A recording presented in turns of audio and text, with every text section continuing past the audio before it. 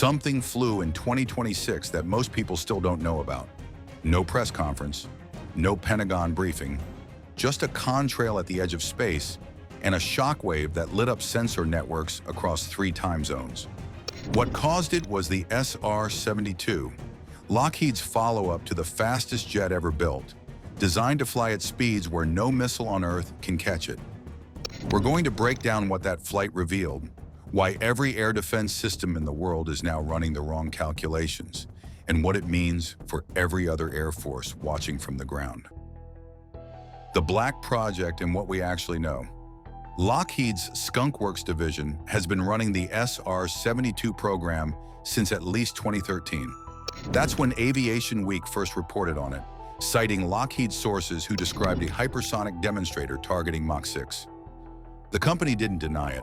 They confirmed the concept, pointed to a combined cycle propulsion approach, and then went almost completely silent. That silence has lasted over a decade, and it's deliberate. To understand why, you have to understand how black programs actually work. The U.S. defense budget contains a classified portion, often called the black budget, that funds development programs that never appear in public procurement records. The amounts are buried inside broader budget line items, the contractors are under strict non-disclosure agreements, and the test flights happen at ranges like Edwards Air Force Base or the Nevada Test and Training Range, where restricted airspace keeps civilian eyes out. This isn't conspiracy, it's standard acquisition practice for anything the military considers a strategic advantage. The SR-71 flew for years before the public knew it existed. The F-117 stealth fighter was operational for a decade before the Air Force acknowledged it. The SR-72 is following the same path. What makes 2026 different is the corroborating signals that started coming in from outside official channels. Aviation tracking networks picked up radar anomalies over known test corridors in the Southwest. Fast-moving returns at altitudes and speeds that didn't match any publicly registered aircraft. Eyewitness reports near the Mojave Desert and along the California-Nevada border described a distinctive double-sonic boom, the kind produced by a craft accelerating through and beyond Mach 3. That specific acoustic signature is different from a conventional supersonic aircraft. Defense analysts who track these corridors notice the pattern. None of it is proof in the courtroom sense, but taken together it builds a case that something was flying and that something wasn't a test drone or a legacy platform. Skunk Works keeps programs like this quiet for 3 interconnected reasons. First, operational security. The moment you confirm a capability, adversaries start building countermeasures. Second, adversary intelligence collection. Even a partial confirmation narrows the design space for engineers in Beijing or Moscow trying to reverse engineer your approach. Third, and least discussed, is the strategic value of uncertainty itself. An adversary who doesn't know what you have or when you might use it has to defend against a much wider range of possibilities. That costs money, planning cycles, and political capital. So publicly, the SR-72 remains a demonstrator program with a Mach 6 ambition. Unofficially, defense analysts believe a full-scale version has already flown. The gap between those 2 positions is exactly where Skunk Works wants the conversation to stay. Because the secrecy only makes sense once you understand what this aircraft can actually do. And at Mach 6, what it can do is operate in a physical environment that existing air defense systems were never designed to handle. The physics of Mach 6 and why nothing can stop it. At Mach 6, the SR-72 covers roughly 1 mile every second, not per minute, per second. Put that against the reaction time of a surface-to-air missile battery, and the math gets uncomfortable fast. A human operator who detects the aircraft, confirms the track, gets authorization, and fires is looking at a process that takes somewhere between 30 and 90 seconds under ideal conditions. By then, the aircraft is 30 to 90 miles further down its flight path. The missile isn't chasing an aircraft anymore. It's chasing a ghost. But speed alone doesn't explain why this is so hard to counter. The deeper problem is what happens to the physical environment around the aircraft at those velocities. Supersonic flight, Mach 1 to roughly Mach 3, is a solved engineering problem. Aircraft have operated in that range for decades. Hypersonic flight starts above Mach 5, And the environment there is categorically different. The air in front of the aircraft can't move out of the way fast enough, so it compresses and heats to temperatures above 2,000 degrees Celsius at the leading edges. That's not a cooling problem. It's a materials problem. And it's one of the reasons hypersonic programs keep failing. You can design an airframe that survives the heat. Designing one that survives sustained hypersonic cruise, maneuvers under load, and still functions as a weapons or sensor platform is something else entirely. Lockheed's approach to propulsion is where the engineering gets particularly difficult. Conventional jet engines work by drawing in air, compressing it with rotating fan blades, and igniting fuel in the compressed mixture. Above Mach 3, the incoming air is already so compressed and hot that the engine can't add useful energy to it. The combustion process breaks down. So the SR-72 uses what's called a combined cycle engine, developed in partnership with Aerojet Rocketdyne. At lower speeds, it runs as a turbine-based jet. At a specific transition point, it hands off to a scramjet, a supersonic combustion ramjet, where there are no moving parts and combustion happens in airflow that's already traveling faster than sound. That transition from turbine to scramjet is the single hardest moment in the flight envelope. The propulsion system has to bridge two completely different operating regimes without flameout, structural failure, or loss of control. Getting that transition right is what separates a concept from a flying aircraft. Now layer in the stealth question, because this is where the SR-72 creates a problem that existing air defense doctrine doesn't have a clean answer to. At hypersonic speeds, the plasma sheath forming around the aircraft does unpredictable things to radar returns. Sometimes it absorbs radar energy, sometimes it scatters it in ways that don't resolve into a clean track. The aircraft's geometry is designed to reduce radar cross-section, but even if that geometry produces a detectable return, a targeting solution requires more than detection. It requires a track, a predicted future position, accurate enough to put a missile warhead within lethal range. Against a Mach 6 aircraft at altitude, that prediction has to extend far enough ahead of the aircraft's current position that any course change, even a shallow one, breaks the intercept geometry entirely. Systems like the S-400, the Patriot, and China's HQ-9 were all designed with supersonic threats as their primary envelope. They're effective against cruise missiles, fighter jets, and ballistic re-entry vehicles following predictable trajectories. A sustained hypersonic cruise vehicle flying an actively managed flight path sits outside that design baseline. The engagement timelines are too compressed, the tracking demands are too steep, and the geometry of a valid intercept doesn't close against something moving that fast, that high. Speed and stealth get the aircraft into denied airspace. The real question is what it does once it's there. Strike capability, global reach, and the geopolitical shock. The SR-71 never carried a weapon. Its entire value was what it could see and bring back. Imagery, signals intelligence, electronic emissions. Every hostile nation it overflew knew it was there and couldn't do anything about it. But the aircraft itself posed no direct threat. The SR-72 breaks that arrangement entirely. Lockheed has been explicit that the design is built from the start for both reconnaissance and strike, which means the aircraft that overflies your territory at Mach 6 might not just be watching, it might be the delivery vehicle. That changes the decision calculus for any adversary defense planner in ways that are genuinely difficult to absorb. A strike launch from the continental United States can reach any point on Earth in under 2 hours at hypersonic cruise speed. There's no current early warning architecture that gives a defender 2 hours of lead time against a low observable hypersonic platform. The defender's window to intercept, evacuate, or disperse assets shrinks towards zero. And unlike a ballistic missile, which follows a predictable arc that existing systems can at least attempt to model, a hypersonic cruise vehicle can maneuver, can change heading, and doesn't telegraph its target until it's already inside the terminal phase. The ISR role compounds this. At Mach 6 in operational altitude, the SR-72 can fly a collection pass over denied territory and be back across the border before a ground controller can scramble interceptors to the right sector. The SR-71 did something similar during the Cold War. But the SR-72 speed margin over anything that might chase it is wider, and its sensor suite would be designed around a generation of collection technology that didn't exist in the 1970s. So you get reconnaissance that's essentially uncontestable, paired with a strike option that compresses response time to the point of irrelevance.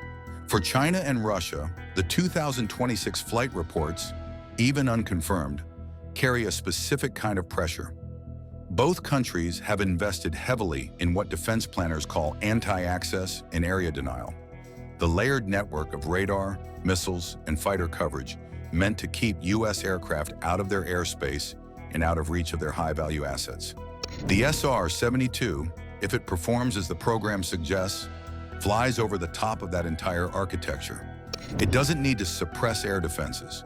It doesn't need escort or electronic warfare support. It just goes, and nothing currently fielded stops it. That puts both countries in an uncomfortable position. They can accelerate their own hypersonic programs.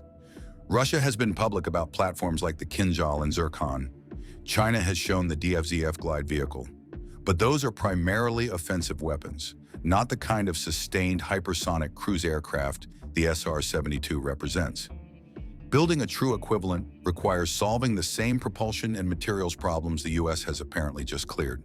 That's years of engineering work, minimum. In the meantime, the gap between what the US has demonstrated and what anyone else can field is now visible, and visibility matters in deterrence. What follows the demonstrator is the question nobody outside Skunk Works can fully answer.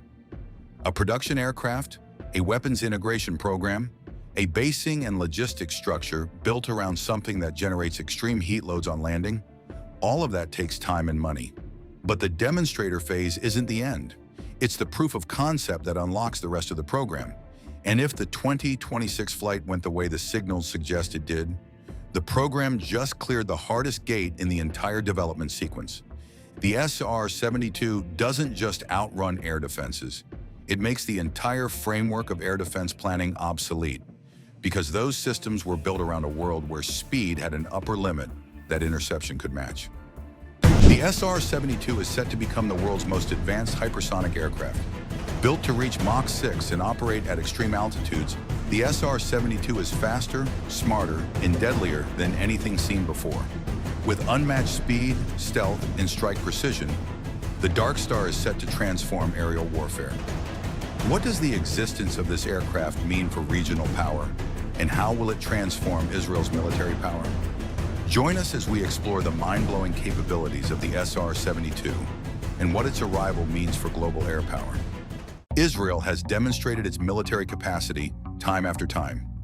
As evident in the several conflicts that this country is involved in, Israel has always had the upper hand, and that might not change anytime soon.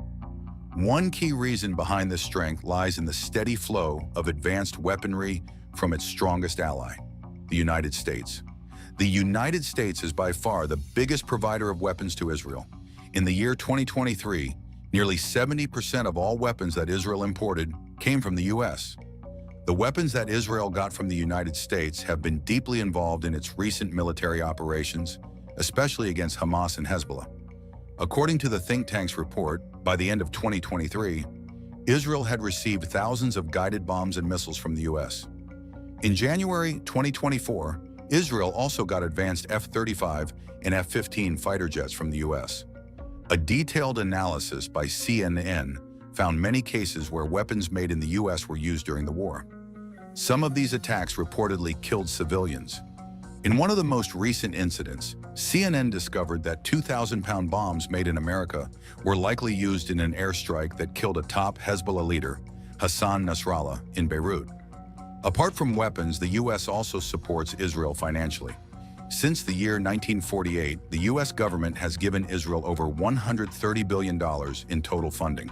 This massive support has helped strengthen Israel's military over many years. In 2019, the US and Israel signed a new agreement called a Memorandum of Understanding. In that agreement, the US promised to give Israel $3.3 billion every year through the Foreign Military Financing Program.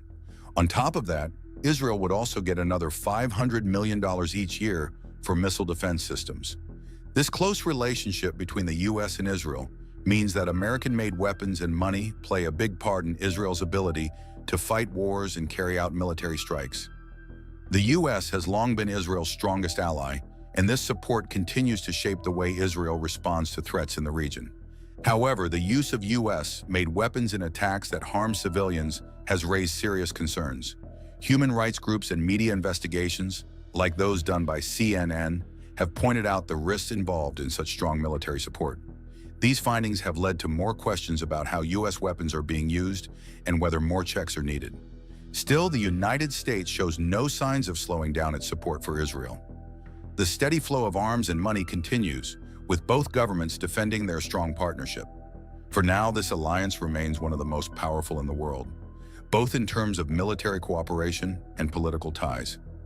Adding to its growing defense innovations, the United States recently made major headway by confirming the rumors about the SR-72, a hypersonic aircraft that could reshape the future of aerial warfare.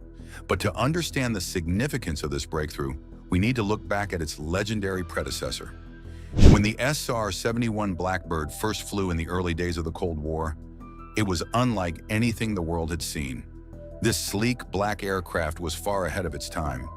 It could fly faster and higher than any other plane, making it nearly impossible for enemies to catch or shoot down.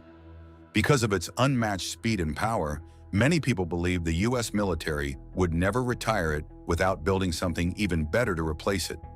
So when the Blackbird was retired in the 1980s, rumors quickly spread that a secret new aircraft must be in the works. For years, there was no official word. Then in 2013, Lockheed Martin finally revealed the concept of the SR-72, a new, more advanced aircraft designed to follow in the footsteps of the Blackbird. While the announcement was new, reports suggested that Lockheed had already been working on early designs for years, keeping the project under wraps. This wasn't surprising, as many military aircraft projects start in total secrecy to avoid giving away plans to rivals. The original SR-71 Blackbird was able to fly at speeds over Mach 3, which is 3 times the speed of sound. This incredible speed was made possible by its powerful Pratt & Whitney J58 engine. Unlike most jet engines, the J58 was built to run for long periods using its afterburner, a feature that adds extra fuel to increase thrust and speed. Most engines use their afterburner for short bursts, but the J58 was different. It was the first engine ever approved for flying at Mach 3 for extended periods by the U.S. Air Force. One of the most impressive parts of the J58 engine was its smart design. It had special nozzles that could change shape to control the air coming into the engine. This allowed the air to go straight into the afterburner, instead of through other parts of the engine, which made the aircraft even faster. This smart use of airflow and heat is one of the reasons the SR-71 could reach such incredible speeds without falling apart or losing control. The SR-71 could fly over enemy territory, take pictures from the edge of space, and leave before anyone could respond. Even decades later, the Blackbird still holds records for speed and altitude. The promise of the SR-72 is to build on that legacy, using even more advanced engines and technology. Back in 2017, Orlando Carvalho, who was then the executive vice president of aeronautics at Lockheed Martin, dropped a few thrilling hints about what's coming. He didn't share much, but what he did say sent a shockwave through the defense world. According to Carvalho, the Skunk Works team in Palmdale, California, is doubling down on our commitment to speed. Hypersonics is like stealth. It's a disruptive technology. He even hinted that the aircraft could operate at speeds 2 to 3 times faster than the Blackbird, meaning it could fly at more than 5 times the speed of sound. That's Mach 5 and beyond hypersonic territory. Though much of the SR-72's design remains classified, analysts and aviation experts have tried to piece together what it might be capable of.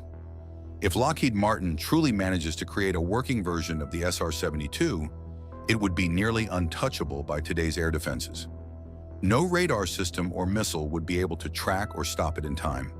It would fly in, gather intelligence, or strike targets, and be gone before anyone even noticed it was there. That kind of speed and stealth would make it a game changer in future wars. Some believe that the SR-72 will be unmanned and powered by a new type of hybrid engine, something that can switch between jet and rocket power. This would allow the plane to take off like a regular aircraft and then quickly jump to hypersonic speed. It would be fast, agile, and deadly. And because it's still in development, it's likely being tested in secret locations, possibly even flying high above our heads without anyone knowing. Experts also believe that it will use a special engine known as a turbine-based combined cycle, or TBCC. This engine combines a regular jet engine used for flying at subsonic and supersonic speeds with a scramjet, which kicks in at hypersonic levels. This mix would allow the aircraft to reach speeds of Mach 6, which means flying around 2 kilometers every second. Reaching hypersonic speed, anything above Mach 5, offers a massive advantage in modern warfare. Traditionally, aircraft relied on stealth design to avoid radar detection. This involves shaping the plane and using special materials to reduce its radar signature. But the SR-72's extreme speed offers a different kind of stealth. It can simply outrun threats rather than sneak past them. At this level of speed, surface-to-air missile systems would barely have time to react. By the time radar detects the aircraft, it could already be on its way out of the target zone. Enemy defenses would be left scrambling, giving the jet a major upper hand. It could fly into places that slower jets, even those built with advanced stealth features, would not dare enter. Moving at around 2 kilometers per second means the SR-72 could cross huge distances in minutes. That gives it the power to perform critical missions, like surveillance or quick strikes, before an enemy even realizes it's there. No current aircraft in service can match that level of performance. Experts believe that if a test version, called a demonstrator, can fly smoothly at Mach 6 using the new TBCC technology, it could spark a global race to build hypersonic combat aircraft. According to the Royal United Services Institute, a respected military think tank, this would be similar to the international race to develop fifth-generation stealth fighters, which has already seen fierce competition between the United States, Russia, China, and India. If this race begins, countries across the world may rush to create their own versions of hypersonic jets, just like they did with stealth aircraft. And it wouldn't just be about speed. These new planes could also carry powerful sensors, weapons, and intelligence systems, changing the way future wars are fought. While it could easily outrun today's defensive missile systems, the technology aimed at shooting down fast-moving aircraft is catching up quickly, and hypersonic jets are no longer guaranteed safe passage. The Royal United Services Institute, a respected defense think tank, explains, certainly a cruise speed of Mach 6 at operating altitudes of around 100,000 feet would make the SR-72 extremely challenging to intercept using traditional surface-to-air missile systems. However, they warn that the growing strength of anti-ballistic missile technology might eventually close that gap. For instance, the Raytheon Standard Missile 3 has already proven that it can destroy not only ballistic missiles, but also satellites orbiting close to Earth. These missiles aren't even meant for anti-aircraft duties, yet their ability to intercept targets flying at extremely high altitudes and closing speeds over 22,000 miles per hour is a serious wake-up call. If these systems continue evolving, then by the time the SR-72 enters service, likely around the year 2030, new SAM systems might be built with similar capabilities, making even hypersonic jets vulnerable. That said, the SR-72 still fills a massive gap in America's military playbook. When the legendary SR-71 Blackbird was retired back in 1998, the United States lost the power to conduct high-speed, deep-penetration reconnaissance missions. No other aircraft could soar across entire countries in just minutes while staying far above enemy radar or missile systems. Satellites are helpful, but they can't always be moved or redirected quickly in real time, and their predictable orbits limit surprise surveillance. A plane like the SR-72 would restore America's ability to collect fast, actionable intelligence during emergencies or conflicts. Besides reconnaissance, the SR-72 could potentially carry advanced weapons.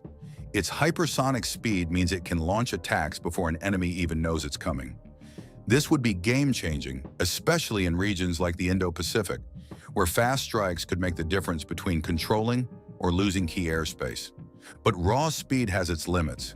Flying at Mach 6 is great until someone figures out how to shoot you down anyway. And as the defense world has shown time and time again, any advantage is temporary.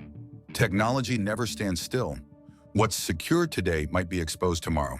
By the time the SR-72 is fully operational, its enemies may already be developing missiles designed specifically to hunt it down. Still, it's not all about weapons and dodging missiles. The real power of the SR-72 may lie in what it represents. A leap into the future. It's not just faster than anything else, it's the next step in air warfare. A jet that flies at nearly 2 kilometers per second, cruising above 100,000 feet, and racing across skies most aircraft will never touch is a powerful symbol. If it works as planned, the SR-72 won't just be a replacement for the past, it will redefine how nations think about speed, reach, and air dominance. The strategic reconnaissance. 71 Blackbirds set breathtaking records that still remain unbeaten. It reached a top speed of over 2,100 miles per hour and soared to an altitude of more than 85,000 feet. These achievements made it one of the fastest and highest flying aircraft ever built. While satellites have now taken over most of its surveillance duties, they follow fixed orbits, making them less flexible than a piloted aircraft that can be deployed quickly and redirected as needed. This is where the potential of the Strategic Reconnaissance 72 comes in. Though still in the early stages, the Strategic Reconnaissance 72 is being developed as a hypersonic reconnaissance and strike aircraft. Designed by Lockheed Martin, it aims to travel at speeds around Mach 6, or roughly 4,600 miles per hour. If successful, this jet would far surpass its predecessor in both speed and mission capability, able to gather intelligence and possibly strike targets before enemies even realize it's there. Lockheed Martin believes this ambitious plan is within reach, despite the many technological challenges it presents.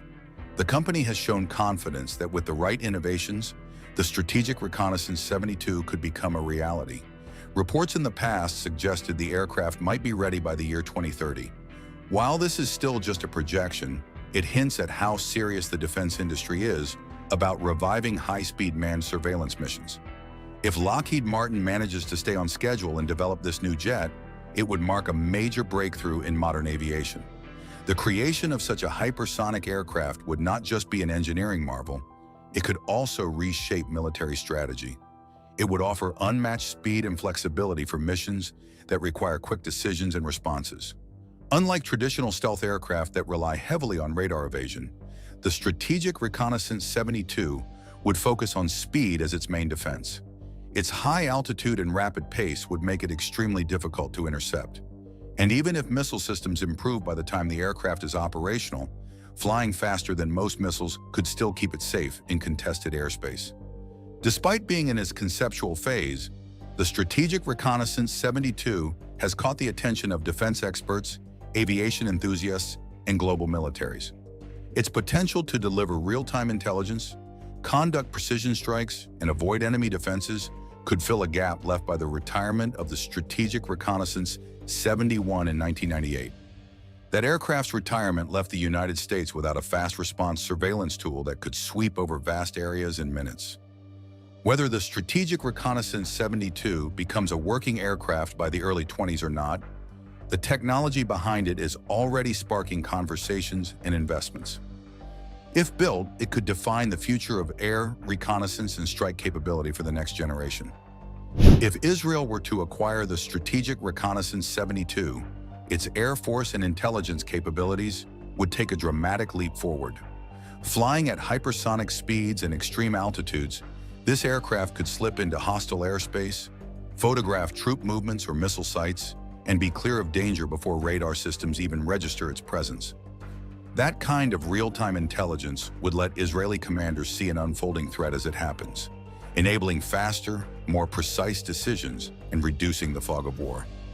Beyond spying, the Strategic Reconnaissance 72 could carry smart munitions to strike critical enemy infrastructure with almost no warning.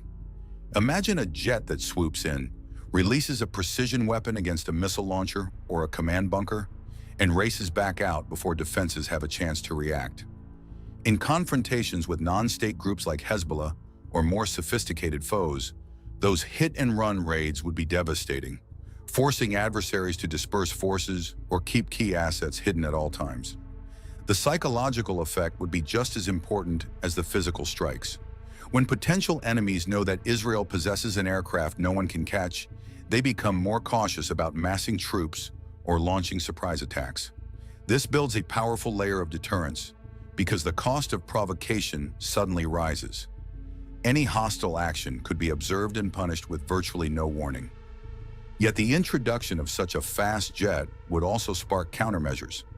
Neighboring states would invest heavily in anti-hypersonic defenses, from faster interceptor missiles to space-based tracking sensors or directed energy weapons.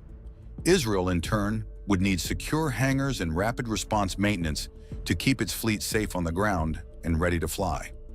As each side chases new technologies, a fresh regional arms race could emerge, one focused on sheer speed and instantaneous response. In future conflicts, the Strategic Reconnaissance 72 would likely shape Israel's opening moves on the battlefield.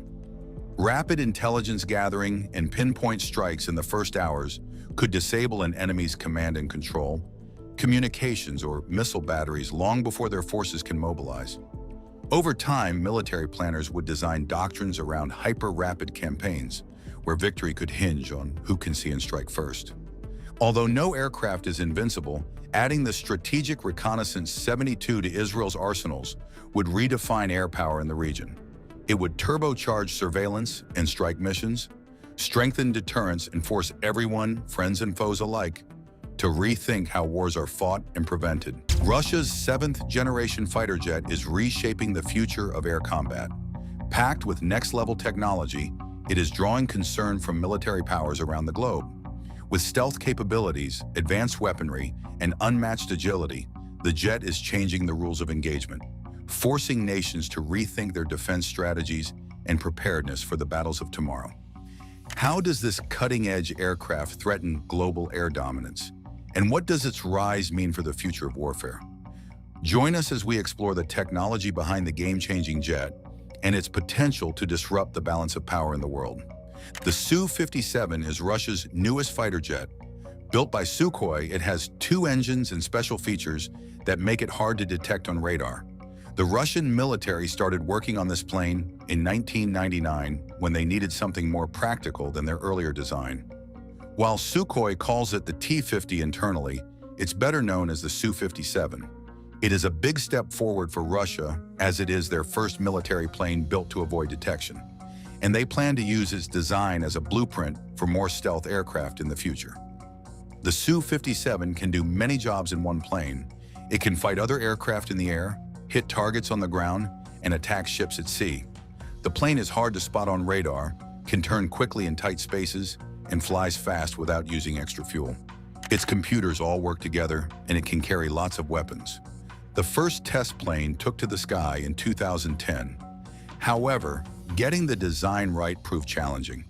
The team ran into problems with how the plane was built and how its systems worked during testing.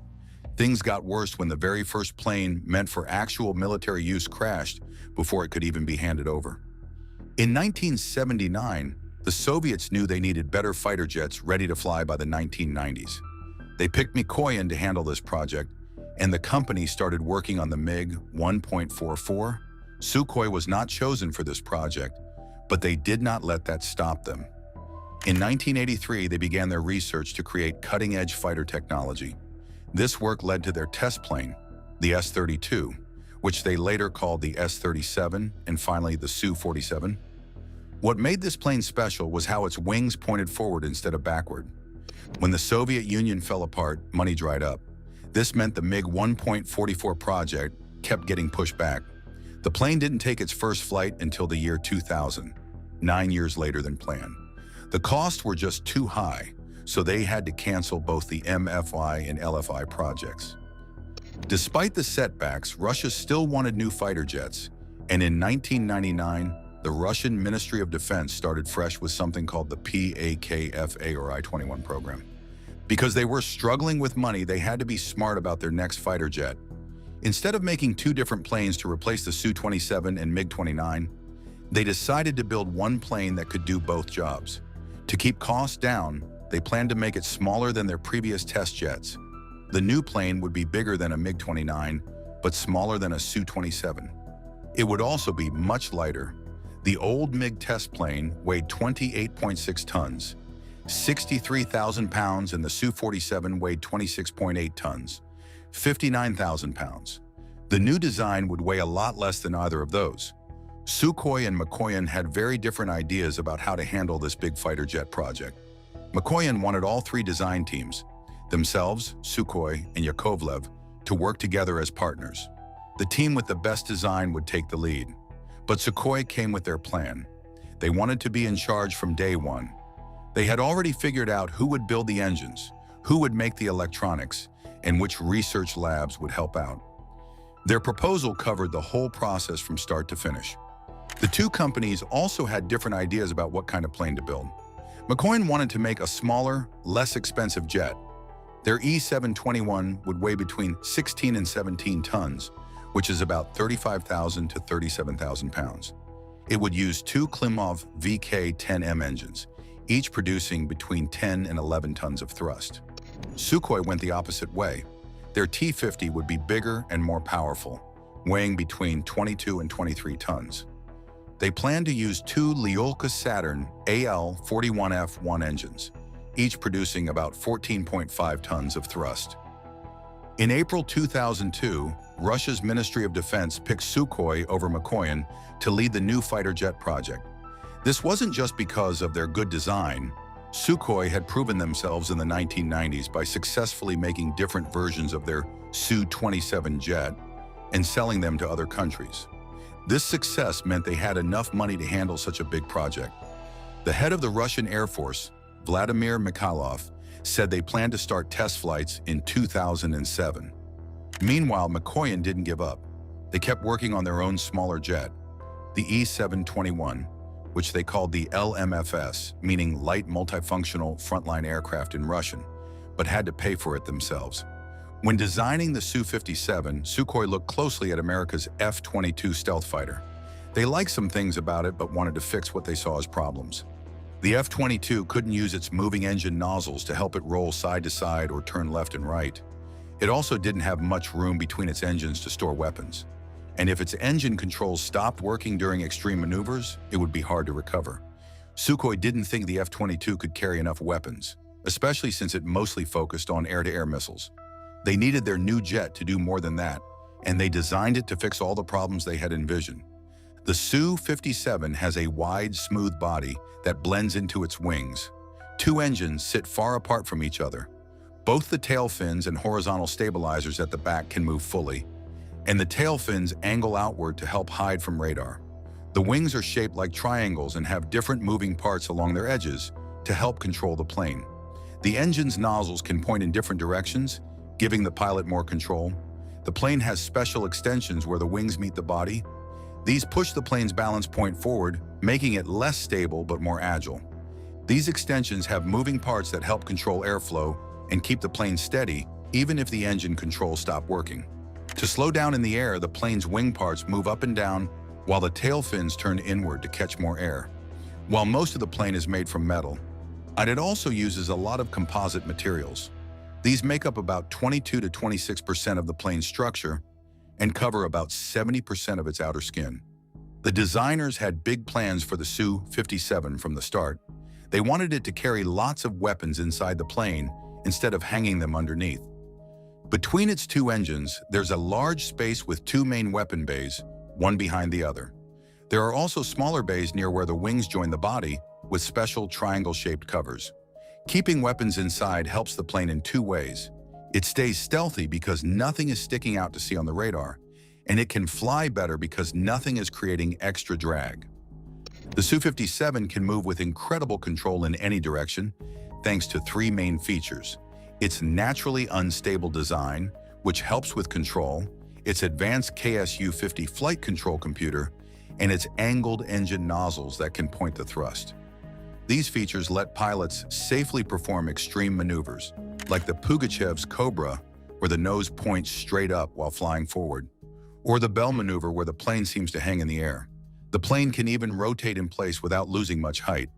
The way it's built, along with its powerful engines, lets it reach twice the speed of sound. It can even fly faster than sound without using its afterburners, cruising at 1.3 times the speed of sound. This gives it a big advantage. Its weapons can reach farther than older fighters' weapons could. With its large fuel tanks, the Su-57 can fly at supersonic speeds for more than 930 miles, which is over twice as far as the older Su-27 could go. If pilots need to fly even farther, they can extend a probe to refuel in the air. The Su-57 is the first Russian military plane built to hide from radar. Think of it like hiding from a flashlight beam. The plane uses several tricks to avoid being seen. Just like the F-22, its edges are lined up in a way that makes radar bounce away instead of back to the source. The edges of the wings and control surfaces are set at careful angles, and even the skin panels have jagged edges, all to scatter radar signals in different directions. Instead of hanging weapons on the outside where radar can spot them, the plane keeps them tucked away inside. The antennas sit below the surface of the skin rather than sticking out. The plane's surface is also covered with special materials that soak up radar waves like a sponge, making it harder for radar to get a clear picture of the aircraft. When the plane's heat-seeking sensor isn't being used, it faces backward, and its backside is coated with radar-absorbing material. The engines could show up clearly on radar, like a bright spot, so the designers had to get creative. They lined the air intake tunnels with special radar-absorbing coating and made them curve like a snake. This helps hide the front parts of the engines. For the parts people can still see, they put a slanted metal grid in front, placed about 0.7 to 1.2 times the width of the tunnel away from the engine. It's the same trick used on the Boeing FA-18EF to make the engines harder to spot on radar. The whole plane is built with much tighter measurements than older Russian fighters. Think of it like building with Lego blocks. The pieces need to fit together perfectly with no gaps to keep the plane hidden from radar. By combining its special shape and radar-absorbing coating, the Su-57 is 30 times harder to spot on radar than the older Su-27. The Su-57 uses two special engines called AL-41F1s.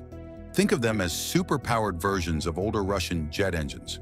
When running normally, each engine can push with a force of 9 tons. These engines have a smart computer brain that controls them automatically.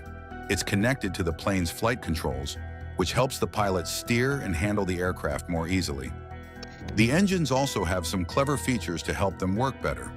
When the plane flies very fast, special ramps in the air intake adjust to help the engines breathe better. There are also metal screens that can slide into place to stop rocks or debris from getting sucked into the engines. This is helpful when the plane needs to take off from rough airfields. But these engines have had some problems. Back in 2011, at an air show in Moscow, one of the planes had to stop taking off because its engine started having trouble. Later in 2014, the Indian Air Force said they were worried about how well these engines worked and how reliable they were. Russia is developing an improved Su-57 fighter jet. In the mid-20s, they plan to equip it with new AL-51F1 engines. These engines will be much more powerful, with 11 tons of thrust normally and 17 tons with afterburners. They'll also be more reliable, efficient, and cost less to maintain. To avoid detection, the engines will have a lower radar cross-section and give off less heat. Special materials in the front section and jagged exhaust nozzles help reduce their radar signature even further. So in a few years, the Su-57 should be stealthier, more powerful, and more dependable thanks to its cutting-edge engines. A big step up for Russia's most advanced fighter. In 2023, the engine makers started working on something different, a flat exhaust nozzle instead of the usual round one. They started testing it in late 2024. Since they had to make this new nozzle fit the existing plane, they designed it carefully so they wouldn't have to make big changes to the rest of the aircraft. Inside the Su-57's body, there are 4 hidden spaces to carry weapons. The 2 main spaces run down the middle of the plane, each about 4.4 meters long and 0.9 meters wide. 2 smaller triangle-shaped spaces sit on the sides, tucked under where the wings meet the body. To launch these weapons, the plane uses special racks made by a company called Vimpel. The main compartments have 2 kinds.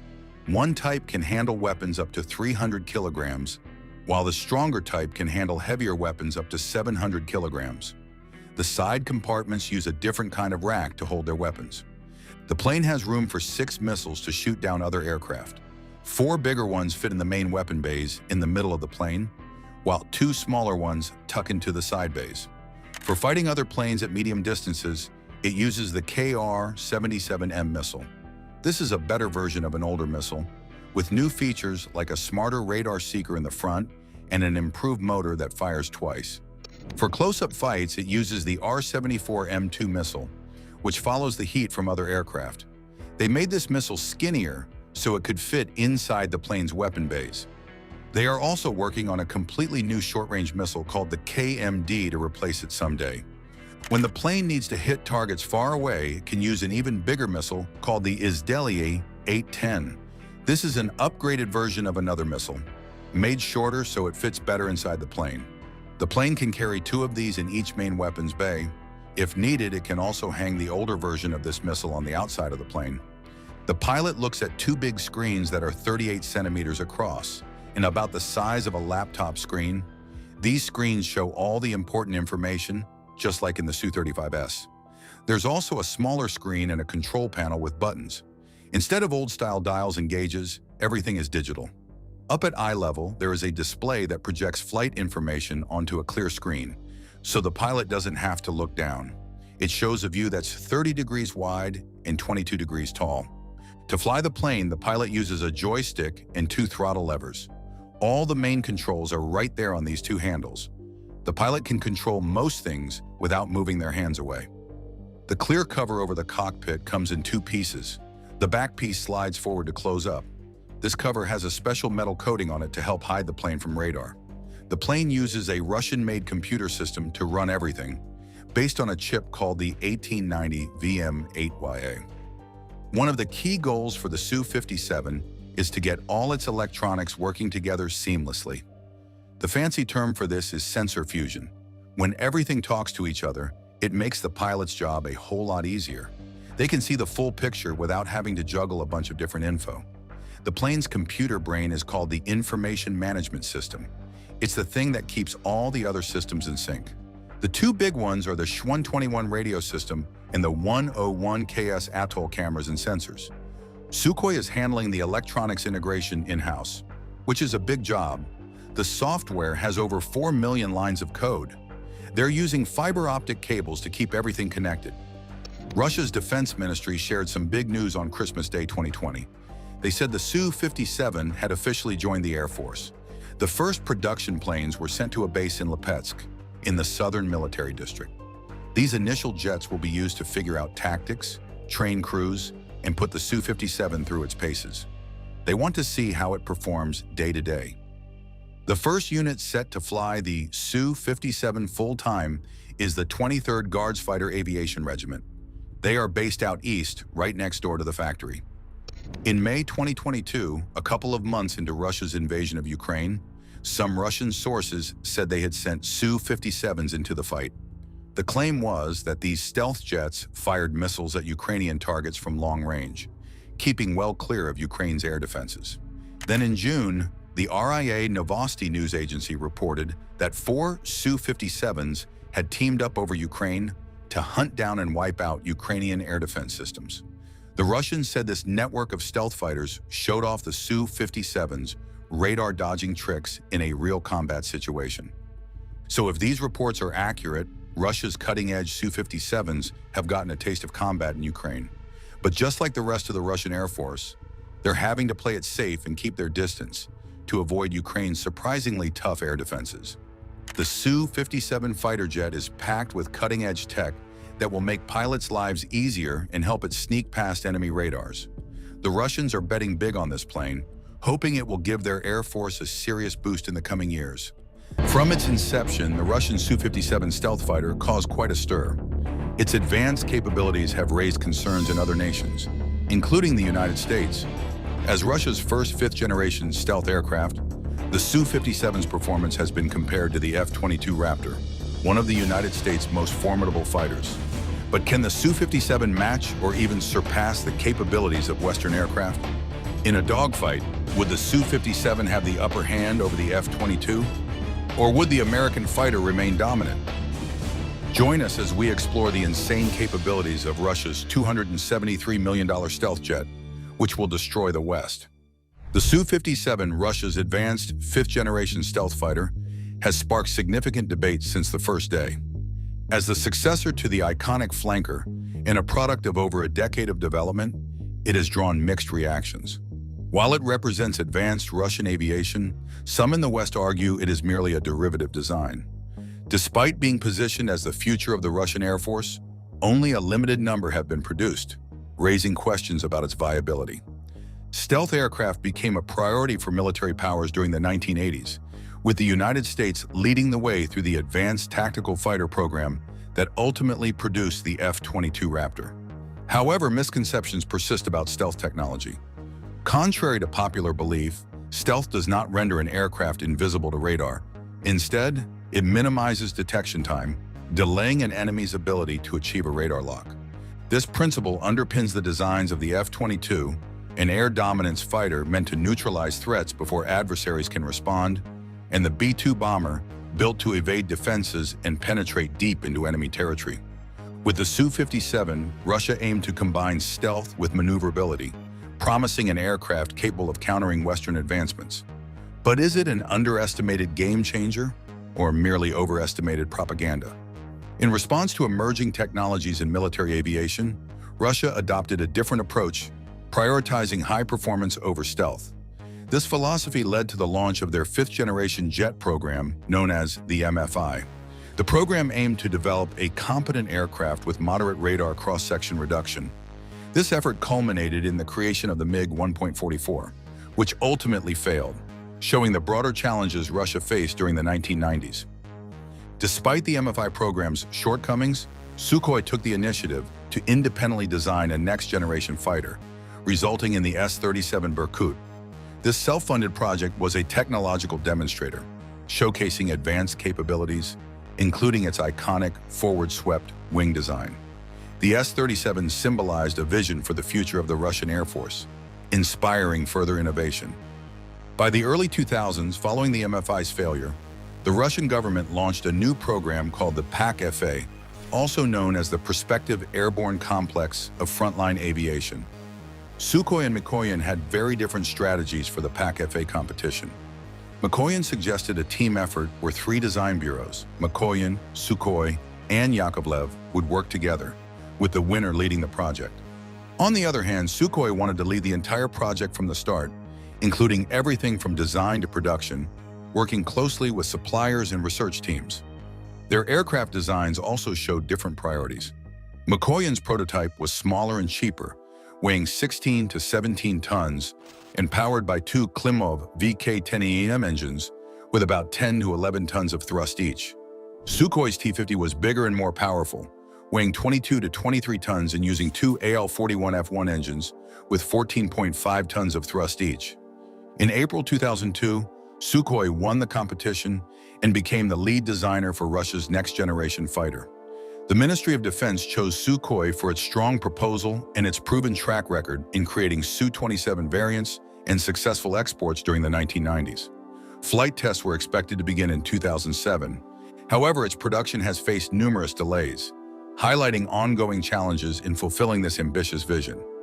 Russia's fifth-generation fighter jet remained secret for years, sparking intense debates on military forums, blogs, and news outlets.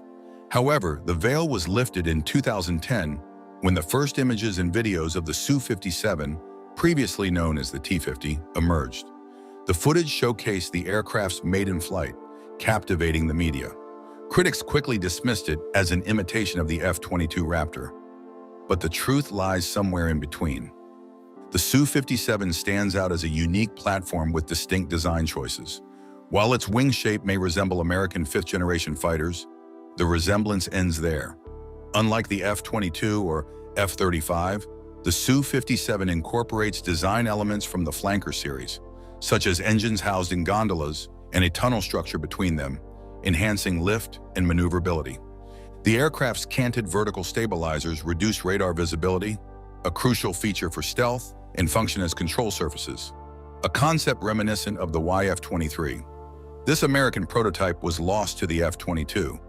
Interestingly, the Su-57's nose section resembles the YF-23's naval variant concept, the NF-23, more closely than the Raptor. Additionally, the Su-57 integrates horizontal stabilizers and leading-edge root extensions, which act like canards during flight to maximize maneuverability. These design choices highlight its focus on agility and versatility. From its prototype stages onward, the Su-57 has demonstrated a blend of innovation and inspiration, solidifying its position as a distinctive and formidable aircraft. From its inception, the Su-57 has showcased a design philosophy centered on maneuverability and versatility, setting it apart as a unique player in fifth-generation fighter jets. Unlike the advanced stealth coatings of the F-35 and F-22, the Su-57 uses radar-absorbent materials sparingly, focusing on critical areas like hatches or sections prone to radar wave scattering. This limited application reduces the jet's radar cross-section by 20% to 90%, far from the exaggerated claims of massive reductions. While the Su-57 cannot match the stealth of its American counterparts, it's stealthy enough for Russian standards. Modern radars would still struggle to track a target with an RCS below 1 square meter. However, the Su-57's stealth effectiveness is hindered by its exposed engines in the rear, which likely results in a higher RCS compared to the F-35 and F-22. While some media criticize details like exposed screws, these aren't a significant factor, as even the F-35 and F-22 have similar features and maintain exceptional stealth capabilities. The real challenge for the Su-57 lies with its engines. Russia repeated a familiar Cold War mistake by starting the development of the aircraft before designing its intended engines. While other successful jets like the Rafale and Su-27 also began testing with interim engines, they quickly transitioned to their proper power plants. The Su-57, in contrast, still relies on engines not explicitly optimized for its design, limiting its full potential. The story of the Su-57's engine development is long and still unfinished. Currently, the Su-57 jets in production are powered by AL-41F1 engines, which are closely related to those used in the Su-35. While these engines are reliable and robust, they are not the original design and vision for the Su-57. Instead of being based on the AL-41FS developed for the older MFI program, they are adaptations of the older AL-31 engines. This means that unlike some fifth-generation fighters, the Su-57 may not achieve sustained supercruise, flying at supersonic speeds without afterburners when carrying a full combat load. For comparison, even the Su-35 can only achieve supercruise in a lighter configuration. On the bright side, the AL-41F1 engines feature 3D thrust vectoring, giving the Su-57 exceptional agility and maneuverability. The Su-57 is a formidable dogfighter with a thrust-to-weight ratio of over 1, even in combat configurations. However, modern air combat has shifted away from traditional dogfights, making this capability less critical in most scenarios. The future engine for the Su-57, called the Li-30, is expected to bring substantial improvements. It's designed to enable supercruise at speeds up to Mach 1.5, incorporate serrated nozzles like the F-35's F-135 engine, and potentially introduce a flatter, stealthier nozzle design inspired by the S-70 Okhotnik drone. These upgrades aim to improve stealth and reduce the visible titanium areas affecting the Su-57's radar signature. However, it's unclear when these new engines will enter service. One of the Su-57's most promising developments is its collaboration with advanced drones like the S-70 Okhotnik. This wingman drone is far more focused on stealth, with a sleek design and large payload capacity. Working alongside the Su-57, these drones could change the dynamics of air combat. For instance, the Su-57 or an AWACS aircraft could identify enemy targets, while the S-70 drones engage them undetected. This teamwork could make the Su-57 and its drones a powerful offensive or defensive force. Russia is developing a new data link system called OZOD, similar to NATO's Link 16, to support this integration. This system would enable seamless communication between manned aircraft and drones, enhancing operational efficiency. The S-70 has undergone several successful test flights and continues to advance through its development phase, promising a significant leap in Russia's air combat capabilities. The Su-57, Russia's advanced fifth-generation fighter jet, is more than just a concept. It's a tangible project with prototypes in limited operational use. However, the ongoing war in Ukraine and the strain on Russia's military resources raise a critical question. Where will the funding come from to support such ambitious and costly projects? Initially, India partnered with Russia in 2007 to co-finance the Su-57's development under the PAC-FA program. In exchange, India would receive a two-seater variant and the rights to produce the aircraft domestically. However, the program faced significant setbacks, including delays caused by engine development challenges and the integration of entirely new avionics, radar systems, and sensors. Frustrated by these delays, India withdrew from the project in 2018. It retained the option to purchase the finished aircraft later, if it ever reached mass production and full operational capability within the Russian Air Force. Russia initially planned to produce 200 Su-57s, but drastically scaled back the goal to a single squadron of 12 aircraft. This number was later adjusted when, in 2017, a contract for 76 units was signed. Despite this, progress has been slow. To date, only around 10 Su-57s are reportedly in operational service. The Su-57 has allegedly been used for testing in Syria and even deployed in the war in Ukraine. Reports suggest it may have engaged in air-to-air combat, with claims of a possible kill against a Ukrainian Su-27. However, these claims remain unverified and fall into the realm of speculation. Funding, production delays, and operational challenges continue to overshadow the Su-57's development, raising doubts about the project's future viability amidst Russia's current economic and military constraints. This conflict has been as much about propaganda as it has been about military advancements, creating the impression that the Su-57 is a game-changing aircraft in combat is a powerful tool for Russia to appeal to potential buyers worldwide. However, it's crucial to approach such claims with caution and a critical mindset. Now, addressing the big question, how would the Su-57 fare against America's finest? The F-22 Raptor or the F-35 Lightning II? Let's delve into its capabilities, focusing on its electronics and weaponry. The Su-57 is equipped with the advanced NO-36 Belka AESA radar system, which consists of 5 distinct antennas. The primary X-band antenna provides long-range detection and target engagement capabilities. 2 additional X-band antennas on the sides enhance coverage, extending to approximately 270 degrees. Furthermore, 2 L-band antennas integrated into the wings support electronic warfare functions, broadening its defensive capabilities. At the front of the aircraft, there's the infrared search and track system. This system can detect thermal signatures from enemy aircraft and guide infrared missiles without needing the radar. It is similar to the electro-optical targeting system on the F-35. Notably, this is an advantage over the F-22 Raptor, which lacks a comparable IRS system, though future upgrades might address this gap.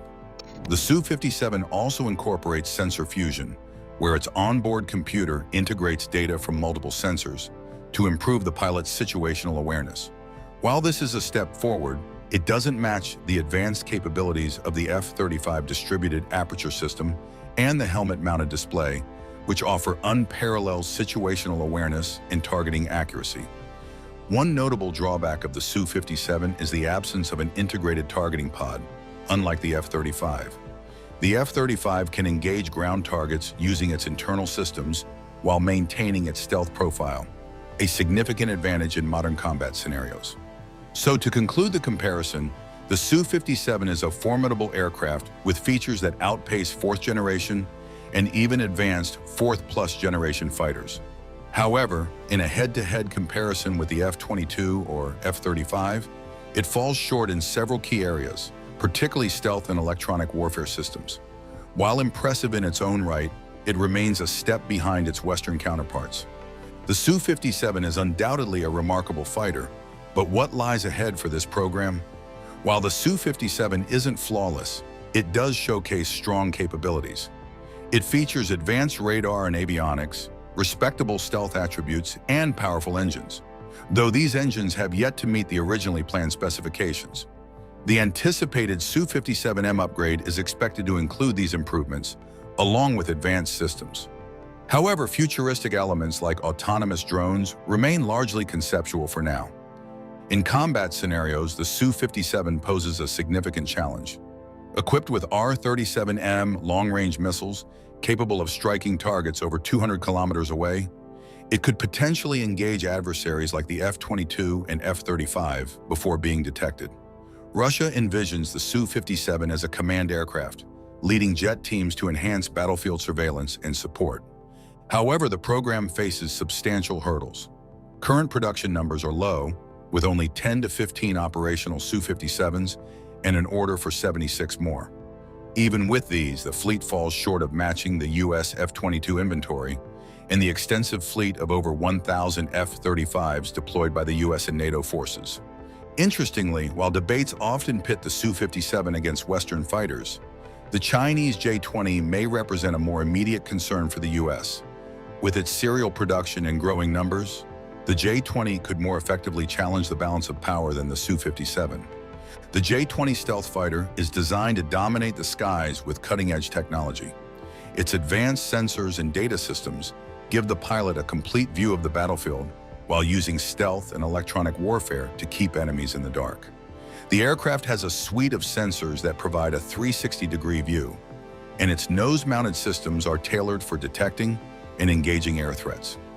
Though exact details about its radar remain secret, experts believe the J-20 uses a high-performance AESA radar capable of tracking targets up to 200 kilometers away and engaging multiple enemies simultaneously. It also includes electro-optical targeting systems and infrared sensors, similar to those on the F-35, making it especially effective against stealthy opponents. Pilots enjoy a fully digital setup inside the cockpit with a massive touchscreen display, additional auxiliary screens, and a wide-angle holographic HUD for critical data. The helmet-mounted display lets pilots aim and fire weapons by looking at the target, even at extreme angles. Recent reports suggest the J-20 is also capable of airborne early warning and control, further boosting its versatility.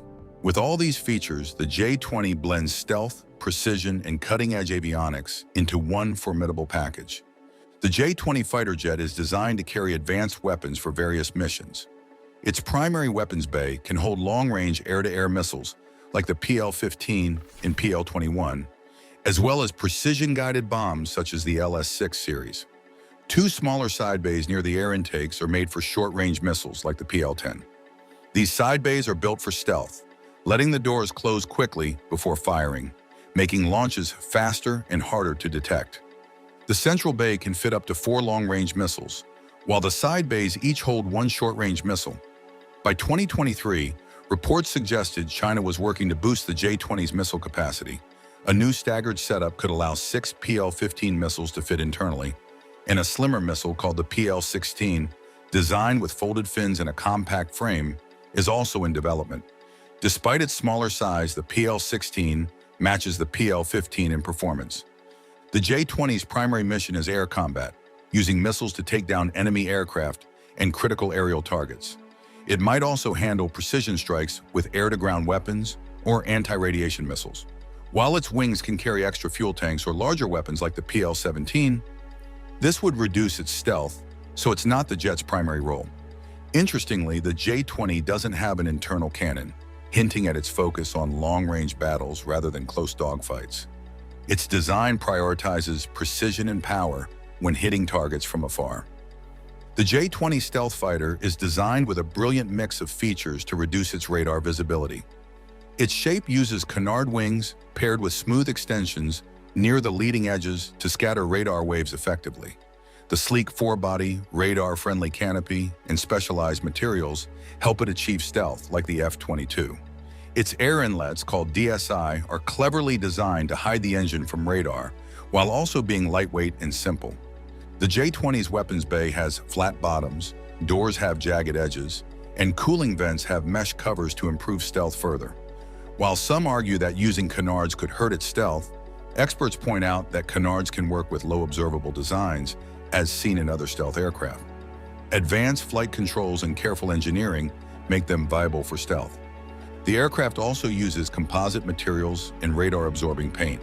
During peacetime, a special reflector makes it visible to other planes, enhancing safety and reducing training risks. This reflector can be removed in combat. Over time, the J-20 has evolved to include better engines and stealth-enhancing features. especially in its newer models. While its rear stealth isn't as advanced as the F-35, its front-facing stealth is impressive and better than the Su-57. Analysts believe the J-20 can use its stealth to strike targets in cluttered airspaces, showing it's a serious player in modern air combat. In a nutshell, the J-20 is formidable. The future of the Su-57 is uncertain, especially given the pressures on Russia's defense industry due to the ongoing conflict in Ukraine. Nonetheless, its design and the F-22 will likely influence the development of next-generation fighter aircraft for years to come. Despite criticisms, the Su-57 remains an impressive platform, hinting at the potential change of the future of aerial warfare. Can the United States F-35 withstand the threat of Chinese hypersonic weapons? Recent advancements in China's hypersonic technology have raised global concerns, sparking questions about whether the United States is losing its technological edge. Does the U.S. have the capability to counter these hypersonic threats, or is it at risk of falling behind in this critical area of defense? Join us as we delve into the groundbreaking comparison of two ultimate weapons, the F-35 versus Chinese hypersonic threats.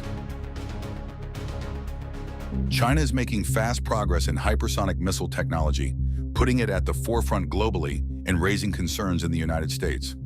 One major example of their advancements is the DF-17 missile, which is designed for speed and precision. It is a medium-range ballistic missile that uses solid fuel and is road mobile, meaning it can be transported and launched from various locations. They have also made breakthroughs in thermal protection and cooling systems, which are crucial for managing the intense heat these missiles generate during flight. These developments give China a clear technological advantage, showing their growing strength in modern military innovation. It's certain that they are not stopping anytime soon, because they recently achieved another major breakthrough in hypersonic missile technology, particularly with its thermal protection system. Chinese scientists have made significant improvements by adding steel nose cones to their new missiles. This advancement is crucial because it enhances the missile's ability to survive the extreme conditions it faces during flight. In August, China also announced the development of an innovative cooling device designed to manage the intense heat generated during hypersonic flight. Hypersonic missiles travel at incredibly high speeds, which results in a huge buildup of heat. Without proper cooling, this heat could damage the missile's guidance system, affecting its accuracy and performance. With the new cooling technology, the missile is better equipped to withstand these extreme temperatures, making it less likely to malfunction. This improvement allows the missile to fly more effectively and remain undetected, increasing its chances of successfully reaching and eliminating its target. These technological advances are a significant step forward for China's hypersonic missile program, giving it a performance edge in the field of modern warfare. As the race for advanced weaponry intensifies, these innovations could change the future of missile technology and warfare. One member of Congress is raising concerns. Representative Doug Lamborn, who is part of the House Armed Services Committee, held a hearing for his subcommittee this spring. The mood was serious.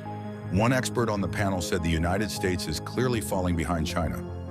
Jeffrey McCormick, an intelligence analyst with the Defense Intelligence Agency, stated that China now has the world's leading hypersonic arsenal. The United States still has reason for optimism. Surprisingly, one of the best American hypersonic missiles is being developed by the U.S. Army.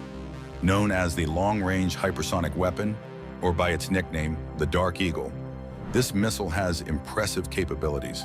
It can travel at speeds exceeding 3,008 human miles per hour and has a range of 1,722. The Dark Eagle uses a road-mobile launcher, a feature also preferred by China for its missiles, making it a highly versatile weapon. According to the Army, the missile can fly to the top of the Earth's atmosphere and stay just out of reach of air and missile defense systems until it's ready to strike. By the time it's within range, it's already too late to react. Despite China's advancements, all is not lost for the U.S. The race to develop hypersonic missiles is critical, as China has made remarkable progress in this area.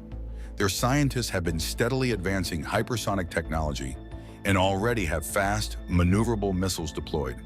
China's military continues to look for ways to improve these weapons, and its rapid progress is something the U.S. must be prepared to match. However, the United States is not far behind, and with the right focus and commitment, it can catch up to China. The issue lies in the way the U.S. military approaches hypersonic development. While China has been able to make steady, incremental advances in their missile technology, the United States has focused on separate programs across various branches of the military. This lack of coordination could slow progress. In contrast, China's approach is more streamlined, allowing them to make faster improvements and field more advanced systems. There's still a chance for the U.S. to regain its lead, but it will require strong, focused efforts. We have yet to experience a Sputnik moment where China might test a hypersonic missile in a high-profile launch that demonstrates its serious intentions to use these weapons for strategic purposes. A launch over Guam, for example, could be a powerful signal to the world of China's capabilities and intentions. Until such a moment happens, policymakers like Representative Doug Lamborn, who is raising concerns about the state of U.S. military technology, are crucial. They are pushing for the U.S. to stay focused on developing advanced hypersonic systems to counter China's growing missile capabilities. While there have been some obstacles and challenges in the development of American hypersonic weapons, the U.S. defense industry is known for its strength. With continued investment, collaboration, and focus, it's likely that the United States will catch up to China in this critical area of military technology. The arms race is far from over, and with the right strategy, the U.S. could still emerge as the leader in hypersonic missile technology. This leads us to one important question. Can the F-35 withstand the lethality of the Chinese hypersonic threat? Let's analyze the strength of this American airfighter. The F-35 Joint Strike Fighter is one of the most recognizable fighter jets in the world. Since it began service, this American-made fifth-generation aircraft has flown over 777,000 hours. Currently, 20 nations use the F-35, making it a vital tool for the U.S. and its allies. For years, the U.S. held air superiority with the introduction of the F-22 Raptor. However, both China and Russia now have their own fifth-generation jets and are working on sixth-generation designs. For now, the F-22 and F-35 remain America's top fighters. The F-35 mission systems are like the brain and eyes of the jet, making it one of the smartest aircraft ever built. Packed with advanced sensors and software, these systems give pilots a complete picture of their surroundings, making the jet a powerful tool in modern warfare. Key components include the APG-81 radar, which can track multiple targets over 150 kilometers away, and the Barracuda electronic warfare system, which can detect, jam, and protect against enemy radars. The jet also features a cutting-edge distributed aperture system with 6 infrared cameras that provide a full to 60-degree view, even at night. All this information is fused into a single clear display for the pilot, giving them unmatched situational awareness. Future upgrades include improved sensors, a more powerful radar, and even the ability to control drones during missions. With these advancements, the F-35 isn't just a fighter jet. It's a flying command center built for the future of air combat. Stealth is one of the F-35's most impressive features, making it hard for enemies to detect. Its unique design includes smooth, curved surfaces, precisely aligned edges, and radar-absorbing materials to minimize radar detection. Even the engine is cleverly hidden from view. The jet's advanced air intake system, called the diverterless supersonic inlet, further reduces its radar signature by eliminating gaps that could reflect signals. Remarkably, the F-35 radio cross-section is so small that it's been compared to the size of a metal golf ball from certain angles, even outperforming the stealthy F-22 in some scenarios. Its outer skin, made from durable radar-absorbent material, is designed to last longer and require less maintenance than older stealth aircraft like the F-22. The F-35 also reduces its infrared and visual signatures, making it harder to spot by heat or sight. It carefully manages its radio signals to avoid detection. While low-frequency radars can sometimes detect stealth aircraft, they are bulky, imprecise, and easy to locate, giving the F-35 a significant advantage. For training purposes, it can even use special reflectors to temporarily increase its radar signature. Its cockpit is like something out of a sci-fi movie, designed to give pilots maximum awareness and control. At its heart is a massive 20 by 8-inch touchscreen display, which shows everything from flight data to weapon systems and alerts. Pilots can customize the layout to fit their needs, making it incredibly user-friendly. Beneath this display is a smaller backup screen for emergencies, while advanced voice recognition technology allows hands-free commands. Unlike older jets with head-up displays on the dashboard, the F-35 uses a state-of-the-art helmet-mounted display system. This helmet projects flight and combat information directly onto the pilot's visor, so they can see critical data no matter where they're looking. It even integrates infrared and night vision, allowing pilots to see through the plane for incredible situational awareness. The helmet is so advanced that pilots can lock onto targets and fire missiles without pointing the aircraft directly at them. Each helmet costs a whopping $400,000, but its capabilities are game-changing. While the HMDS had some growing pains, like issues with vibration and night vision early on, it's now more reliable than ever. The latest version boasts improved cameras, sharper displays, and advanced alignment features. The F-35 cockpit and helmet work together to give pilots an unmatched edge in the skies, blending cutting-edge technology with pilot-friendly design. Without going on and on about the capabilities of the F-35, to answer the question, it is unlikely for this American aircraft to be able to directly withstand a hit from a modern Chinese hypersonic missile due to their extreme speed, maneuverability, and difficulty in detection, making them very hard to intercept with current technology. What is the United States Air Force doing concerning the threat that these Chinese hypersonic air force pose? The United States Department of Defense is ramping up spending on hypersonic weapons after years of warnings that China is pulling ahead in this technology. However, this new arms race comes with risks, especially as relations between the US and China continue to worsen. And there's limited information about China's advancements in this field. Hypersonic weapons, which travel faster than Mach 5, aren't a new concept. The US has been testing them since the 1950s. But investment in these systems slowed over the years. Meanwhile, China and Russia have made significant progress in their hypersonic programs. Russia recently demonstrated its capability by using 6 hypersonic Kinzhal missiles in Ukraine, the largest single deployment of these weapons during the war. Other nations, including Australia, South and North Korea, Japan, India, and Germany, are also developing hypersonic weapons. The US is now increasing funding and efforts to catch up, but the timing is tense, with US-China relations at their lowest point in decades. This competition could shape the future of global military power. The US Department of Defense reportedly plans to allocate $15 billion for hypersonic weapons development for the Army and Air Force between 2023 and 2027, as highlighted in a Congressional Budget Office report. This figure excludes the Navy's program, which recently awarded a $1.1 billion contract to Lockheed Martin for integrating hypersonic systems into Zumwalt-class destroyers. Experts have indicated that the US may be lagging behind China in this field. Reports noted that China's 2021 test of a nuclear-capable hypersonic weapon surprised many in the defense sector, showcasing advanced capabilities that exceeded expectations. It has been suggested that America's previous technological dominance, once considered untouchable, is now being challenged by China's progress. Observers have pointed out that this shift has spurred the US to accelerate its efforts in several areas. Concerns have also been raised about the absence of treaties governing hypersonic weapons, a situation some believe could lead to global instability, as seen during the Cuban Missile Crisis. However, analysts have noted that the major powers in this domain appear unwilling to pursue such agreements at present.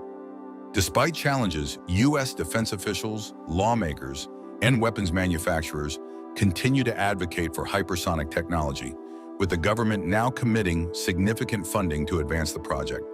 Hypersonic weapons are undeniably expensive, but they offer unique advantages that justify the investment. The US military began exploring hypersonic systems as far back as the 1960s, initially focusing on hypersonic flight for transporting people rather than weapons. By the 1980s, however, the focus shifted. During this period, the Air Force tested the maneuvering reentry vehicles, demonstrating that missiles traveling at speeds of Mach 5 or faster could be guided precisely to their targets as they re-entered Earth's atmosphere. The early 2000s marked a turning point when the US began serious efforts to develop hypersonic weapons under its Conventional Prompt Global Strike program. Today, 2 primary types of hypersonic weapons are being developed: glide vehicles and air-breathing missiles. Glide vehicles are launched on rockets and glide through the atmosphere at high speeds, while air-breathing missiles use engines to sustain their hypersonic speeds. Although U.S. hypersonic systems are designed to carry conventional payloads, other nations, such as China, are pursuing nuclear-capable hypersonic weapons. This was evident during China's groundbreaking 2021 tests, which demonstrated the ability to combine nuclear warheads with hypersonic speeds, raising concerns about the global arms race. As the U.S. pushes forward, these advanced systems promise unparalleled speed, precision, and flexibility in modern warfare, making them a critical focus for defense strategies. China has long sought ways to counter U.S. missile defense systems, viewing them as a threat to its nuclear deterrence, according to Lyle Morris, a senior fellow at the Asia Society Policy Institute. Since the early 2000s, China has significantly boosted its hypersonic weapons program, especially after the U.S. withdrew from the anti-ballistic missile treaty with the Soviet Union. With no restrictions on developing anti-ballistic systems, China felt compelled to develop a different kind of deterrent. One key focus of China's efforts has been glide-type hypersonic weapons. These systems start their journey atop a ballistic missile, explains Timothy Heath, a defense researcher at the RAND Corporation. Once the missile reaches a certain altitude, the hypersonic glider detaches and travels at incredible speeds within the atmosphere. Unlike traditional ballistic missiles that follow a fixed trajectory, the glider can maneuver in flight, using the momentum from its launch to strike its target with precision. China claims its hypersonic weapons are ready for deployment, which Heath notes is a step or two ahead of the U.S., whose hypersonic program is still in the testing phase. This progress isn't surprising given China's advanced ballistic missile program and the U.S.'s relative underinvestment in similar technologies over the years. The real game changer with hypersonic weapons isn't just their speed, but their ability to maneuver and evade missile defense systems like the Patriot. These systems, widely used in the U.S. and 17 other countries, struggle to track and intercept hypersonic weapons due to their unpredictable flight paths and the ability to skim the edge of the Earth's atmosphere before re-entering. According to defense experts, hypersonic weapons could potentially outmatch even the most advanced air and missile defense systems in the near future, making them a significant development in modern military technology. With China's successful hypersonic missile tests and rising tensions between Beijing and Washington, it's understandable to worry about the rapid pace of weapons development and heated rhetoric. However, there are significant obstacles to the widespread use of hypersonic weapons in combat. The high cost, around $15 million to $18 million per missile, combined with the practical realities of warfare, where basic weapons like artillery are often more effective, makes their use in battle questionable. Experts like Lyle Morris and Timothy Heath are skeptical about hypersonics' actual usefulness on the battlefield. A report from the Congressional Research Service points out that critics believe these weapons don't have clear mission roles, don't significantly improve U.S. military capabilities, and aren't necessary for deterrence. In addition, there's concern that China might share its hypersonic technology with other U.S. adversaries, such as North Korea, Iran, and Russia, all of which are developing their own hypersonic programs.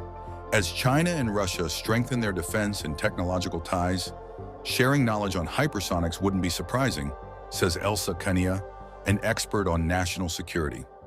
One of the main concerns about China's hypersonic program is that the U.S. might be caught off guard. The fear of appearing less dominant in defense was especially strong after China's successful missile tests in 2021. General Mark Milley, chairman of the Joint Chiefs of Staff, called these tests China's Sputnik moment, drawing a comparison to the Soviet Union's 1957 launch of the first artificial satellite, which shocked the U.S. Despite the concerns, Heath argues that hypersonic weapons would not be the deciding factor in a conflict between the U.S. and China or any other nation with hypersonic capabilities. The U.S. has a significant edge in other military technologies like stealth aircraft, long-range bombers, aircraft carriers, and submarines, conventional forces that allow the U.S. to project power and dominate adversaries without relying on long-range missiles. As the U.S. continues to invest in hypersonics and other nations develop their own capabilities, it's crucial to establish some sort of agreement on how these weapons should be used in combat. Unfortunately, Morris notes, this may not happen until a major escalation forces both sides to confront the issue. With the current lack of communication between China and the U.S. military, the risk of misunderstandings or miscalculations is high. Furthermore, most significant weapons agreements have historically been between the US and Russia. With Russia pulling out of the New START treaty, the last major nuclear arms control agreement, the hope for any future defense technology agreement seems distant at best. As the Russo-Ukrainian war continues to wage on intensely, Russia has made a daring move that no one saw coming. This country just unveiled a $300 million fighter jet packed with incredible speed and devastating firepower. Built to dominate the skies, this jet is not only faster but also highly agile, with the potential to engage and outmatch even the advanced American F-35 in aerial combat. What makes this fighter jet so unique? Could it really subdue the F-35? Join us as we explore the groundbreaking features of Russia's insane new $300 million fighter jet that can destroy the F-35 in seconds. The Sukhoi Su-75 Checkmate, also known as the Checkmate, is an impressive new addition to the world of fighter jets. Designed by Russia, this jet is built to be fast, stealthy, and loaded with advanced technology. The Checkmate is a fifth-generation fighter jet that can compete with other powerful aircraft like the US-made F-35. The goal with this fighter jet is to appeal to countries that need a capable, modern fighter, but don't have the enormous budgets required for more expensive jets. This approach makes this aircraft an interesting one in the fighter jet market. What makes this jet unique is its focus on stealth technology, which makes it hard to detect by enemy radar. The engineers who designed it worked carefully on its shape, using special angles and materials to reflect as little radar energy as possible.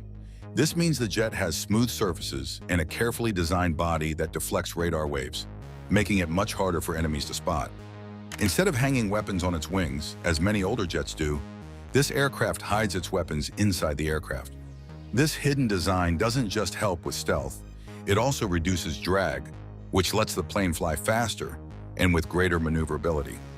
Unlike many modern fighter jets, this fighter aircraft uses a single-engine design.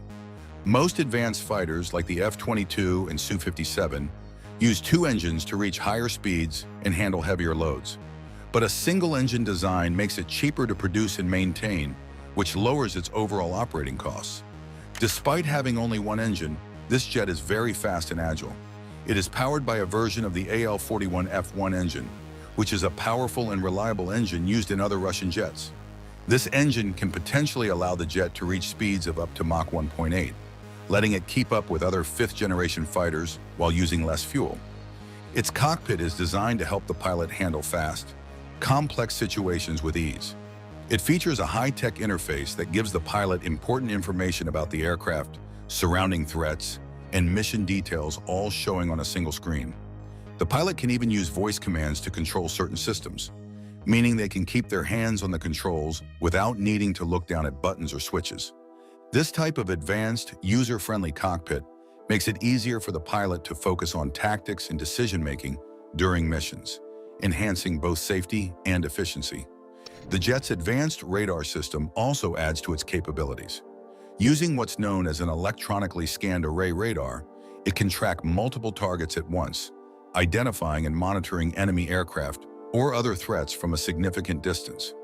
This radar system is similar to the one found on Russia's Su-57, giving it the ability to detect targets well before they get close. In combat, this long-range radar allows the pilot to see threats from afar, decide on a plan of action, and engage or evade before the enemy is even aware of its presence. This advanced radar capability is essential in today's aerial combat, where quick reaction times and early detection are crucial. Designed for flexibility, this fighter jet is built to handle a wide range of missions. Whether the mission is focused on air-to-air combat, ground strikes, or surveillance, it can adapt. This flexibility is partly due to its modular design, which allows operators to change certain parts based on the type of mission. If a mission requires more firepower, the Checkmate can be equipped with additional air-to-air missiles. And if the mission involves attacking ground targets, it can be equipped with precision-guided bombs. This makes it a versatile tool, ready to take on a variety of roles based on the needs of the mission. The aircraft's weapons system includes a mix of missiles and bombs that can be designed to suit different situations. In air-to-air combat, this fighter aircraft can carry short and long-range missiles, giving it the ability to engage targets both close-up and at a distance. For ground attacks, it can carry bombs with precision guidance technology, allowing it to strike specific targets with high accuracy. This mix of weapons makes it really effective in both air-to-air and air-to-ground roles, providing a well-rounded set of capabilities that makes it useful in diverse combat scenarios. In close-range fights, where agility and speed are essential, this aircraft can perform well. One key feature that gives it an edge is its thrust vectoring, a technology that allows the engine's exhaust to be directed in different ways.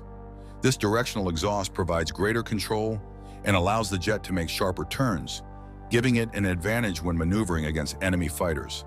By adjusting the direction of the engine thrust, the pilot can quickly change the jet's position, helping them outmaneuver opponents during intense aerial engagements. Maintenance cost is another area where the checkmate stands out. Many advanced fighter jets are incredibly expensive to maintain due to their complex systems and high-tech materials. However, this jet has been designed with simpler, more reliable components that make maintenance easier and less costly. This has been a big selling point for countries with smaller defense budgets, as it reduces the lifetime cost of operating the jet. One thing that makes this fighter jet so appealing is its strong focus on digital technology and automation. It is also equipped with artificial intelligence assistance systems, which will give the pilot a powerful advantage. These AI systems can analyze vast amounts of data in real time, offering suggestions to the pilot, or even making tactical decisions independently when needed. The AI could track multiple targets simultaneously and provide the pilot with the best options for attack or evade. This capability makes it highly efficient in combat, allowing the pilot to focus more on strategy rather than on manually managing every system. The Checkmate's software and systems are designed with future upgrades in mind, meaning it can easily incorporate new technology over time. This ability to upgrade is significant, as military technology is advancing rapidly, and a fighter jet can quickly become out of date if it isn't adaptable. By creating a design that can be updated with new hardware and software, Sukhoi is ensuring that this aircraft can stay relevant for decades. In the long run, this adaptability can save operators money, as they won't need to replace their jets every few years. They can simply upgrade their jet as new advancements in radar, sensors, or AI become available. Its stealth capabilities have always been its most impressive features, as there has been more significant effort into making this jet difficult to detect. Aside from its radar-evading shape, the jet is constructed with radar-absorbent materials that further reduce its visibility to enemy radar systems.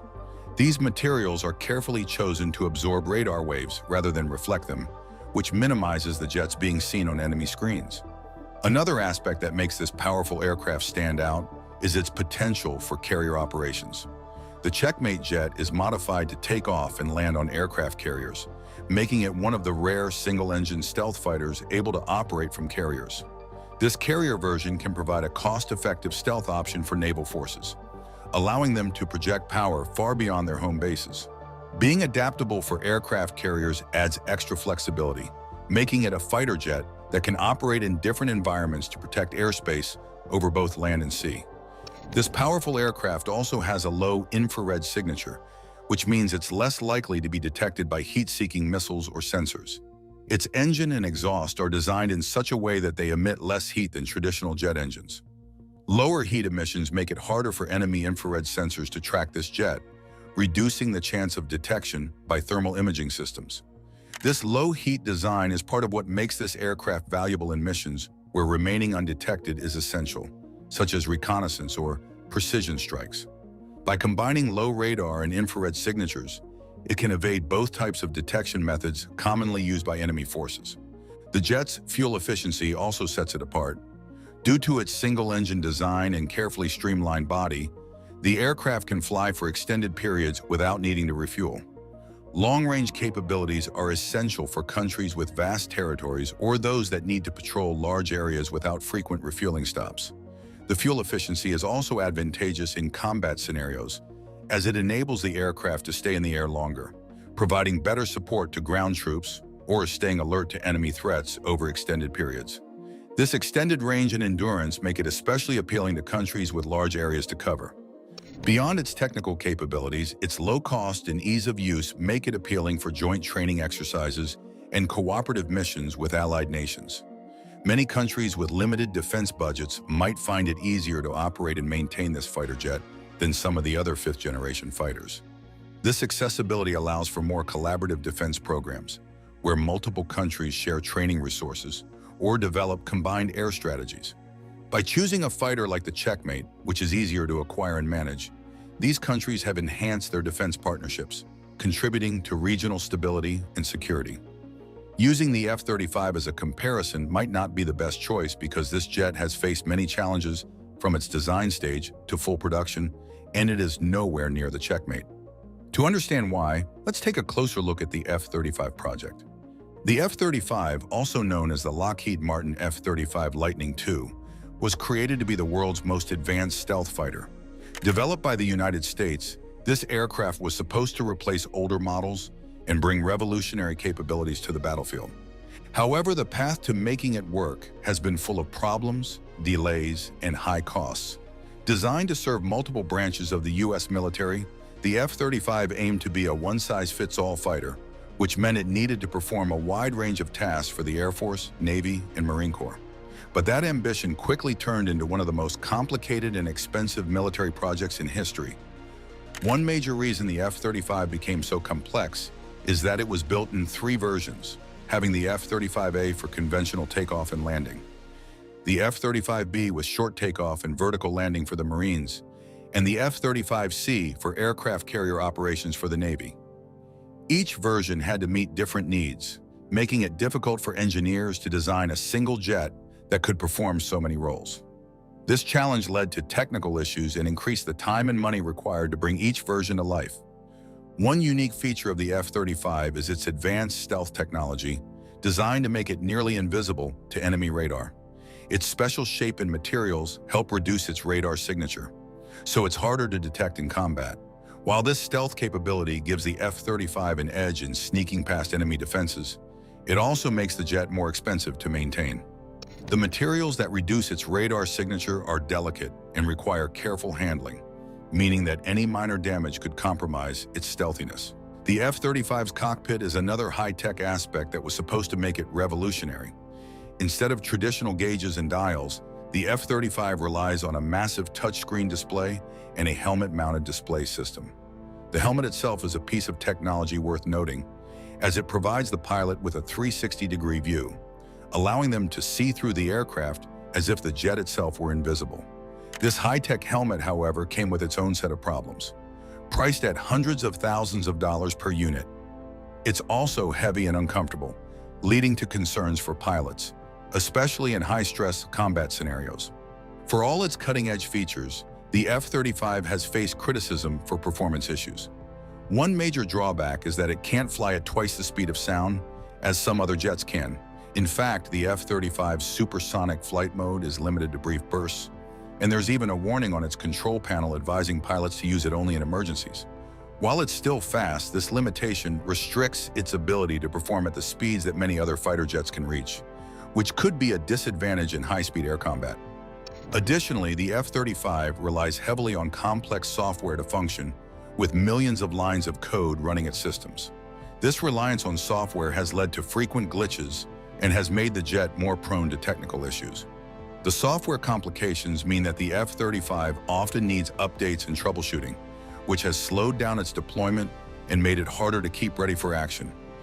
In combat situations, any software problem could potentially limit the jet's effectiveness, raising questions about its reliability on the battlefield. The F-35 is also known for being costly to maintain. The price tag of around $80 million per jet and the maintenance costs add up significantly over time. The advanced stealth coatings need constant care, and any repairs to their sensitive technology require specialized tools and expertise, further driving up costs. This high upkeep has made it challenging for some countries to justify the expense, even if they were initially interested in purchasing the jet. Another problem that has troubled the F-35 is its ability to be ready for missions. The aircraft has faced problems with reliability, and many units have been taken out of operation for repairs at any given time. Its engine, while powerful, has faced issues, including failures in its heat-resistant coating, which can lead to expensive repairs. These maintenance delays mean that not all F-35s are flight-ready at the same time, reducing the fleet's overall effectiveness in large-scale operations. Despite these setbacks, the F-35 does have impressive weapons. It can carry a range of missiles and bombs, with an internal weapons bay that allows it to remain stealthy while still being powerful. For missions where stealth isn't as critical, it can also carry additional weapons on external mounts. This flexibility in armament allows the F-35 to perform both air-to-air and air-to-ground attacks, making it a versatile choice for a variety of missions. One of the most innovative aspects of the F-35 is its ability to gather and share information with other units in real time. It can connect with other F-35s and allied forces, creating a networked view of the battlefield. This data-sharing capability is a huge advantage, as it enables coordinated attacks and improves situational awareness for the entire team. This networked warfare concept is part of what makes the F-35 valuable, even if it has faced issues along the way. However, as advanced as it is, the F-35's development and operational issues have left room for other nations to step up with alternative options. Russia's Checkmate fighter is quickly becoming a better choice for countries looking for a new military aircraft. Many nations are turning away from the F-35 because of its high costs and complicated technology. The Checkmate's designers have even considered future updates to keep the jet competitive in a changing world. The Russian aircraft company has mentioned the plans to create an unmanned version of the Checkmate, which would allow it to be used as a drone. In this unmanned mode, it could fly missions without a human pilot, potentially being controlled from a base far away. This capability would be useful for high-risk missions, where sending a human pilot might be too dangerous. The possibility of an unmanned development shows that the country is thinking ahead and aiming to keep the aircraft relevant for future warfare needs. It has also been that a two-seater version of the Checkmate will be developed soon. This development would allow for a co-pilot or systems officer to join the mission, providing additional support in high-stakes operations. The second crew member could take charge of managing weapon systems, communications, or electronic warfare, allowing the main pilot to focus entirely on flying and tactics. A two-seater variant would be useful for complex missions that require extensive multitasking or coordination with other units, giving air forces even more flexibility in mission planning. This fighter aircraft represents a significant shift in fighter jet design philosophy. By balancing affordability with advanced technology, it is also challenging the traditional fact that fifth-generation fighters must come with sky-high price tags. With this jet, countries that could not previously afford fifth-generation technology now have a potential entry point into the world of stealth and digital warfare. This shift could have a lasting impact on global air combat, making advanced air capabilities accessible to more nations, and, in turn, reshaping military strategies around the world. The Sukhoi Su-75 Checkmate is more than just a new fighter jet. It represents a new approach to fighter design, one that combines stealth, versatility, and affordability. With its AI-driven systems, stealth capabilities, adaptability for various missions, and future-focused design, it has the potential to make fifth-generation combat technology available to a broader range of countries. By providing a fighter jet that balances advanced features with cost-effective operation, this fighter jet could redefine the expectations for modern fighter jets in the years to come. Russia's Checkmate fighter jet isn't just a new player in the aviation world, but it's built with the ambition to outmaneuver and outperform, especially against competitors like the F-35. Packed with features that blend stealth, speed, and striking power, the aircraft is designed to capitalize on the weaknesses of the F-35 and to dominate in combat scenarios where every second counts. The United States' fifth-generation fighters have dominated the skies with their advanced capabilities.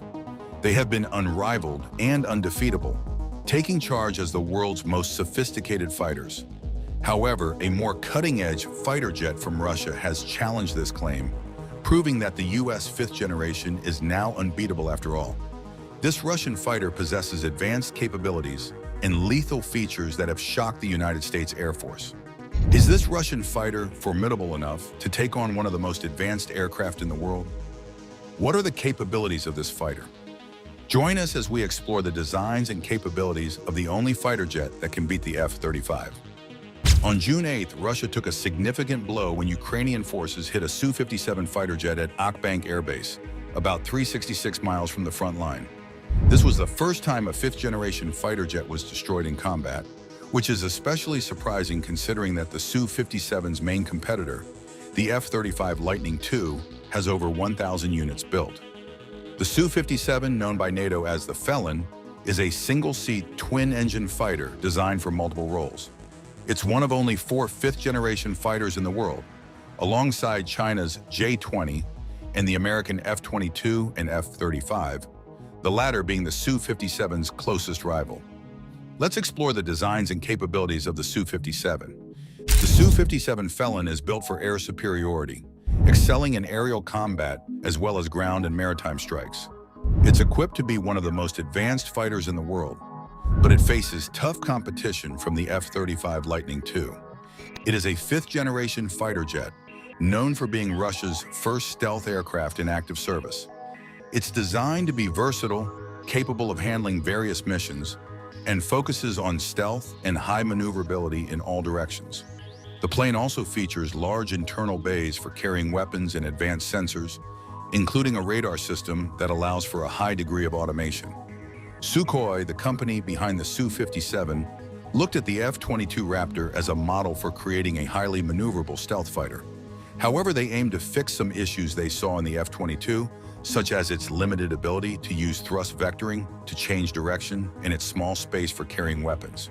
They also felt the F-22 wasn't suitable for the multi-role missions needed by Russia, as it focused too much on air-to-air combat with fewer weapons. The aircraft has a wide, blended body with 2 engines placed far apart and includes movable horizontal and vertical stabilizers, with the vertical ones tilted for better stealth. The wings are shaped like a trapezoid and include flaps and other control surfaces to help with maneuverability. The plane also uses thrust vectoring to improve its agility and has special extensions on the wings to improve control at high angles and recover from stalls quickly if the thrust vectoring system fails. For braking in the air, the plane's ailerons move up while other control surfaces move down, and the vertical stabilizers turn inward to create more drag. The Su-57 is made from a combination of materials, with about 40% being aluminium and 18% titanium, but it also uses a lot of composite materials, making up about 75% of its outer surface and 22 to 26% of its structural weight. The Su-57 was designed to handle multiple roles. Unlike the F-35, it has a large internal space to carry various air-to-surface weapons. These weapons are stored in 2 main bays located between the engines, along with smaller side bays near the wings. Keeping the weapons inside the aircraft reduces drag, which improves performance and helps maintain its stealth features. It is highly maneuverable and stable in flight, thanks to its advanced flight control system and thrust vectoring nozzles that can direct the engine's thrust. This allows the jet to perform complex maneuvers like the Pugachev's Cobra and the Bell maneuver, as well as flat rotations without losing much altitude. The aircraft's design and powerful engines enable it to reach speeds of Mach 2 and fly at supersonic speeds without using afterburners at Mach 1.3. This gives it a significant advantage in range and speed over older aircraft models. The Su-57 can fly over 1,500 kilometers at supersonic speeds, which is more than twice the range of the Su-27. It also has an extendable refueling probe to further increase its range. While the F-35 is a single-engine aircraft, the Su-57 packs 2 powerful fire spitters in its rear.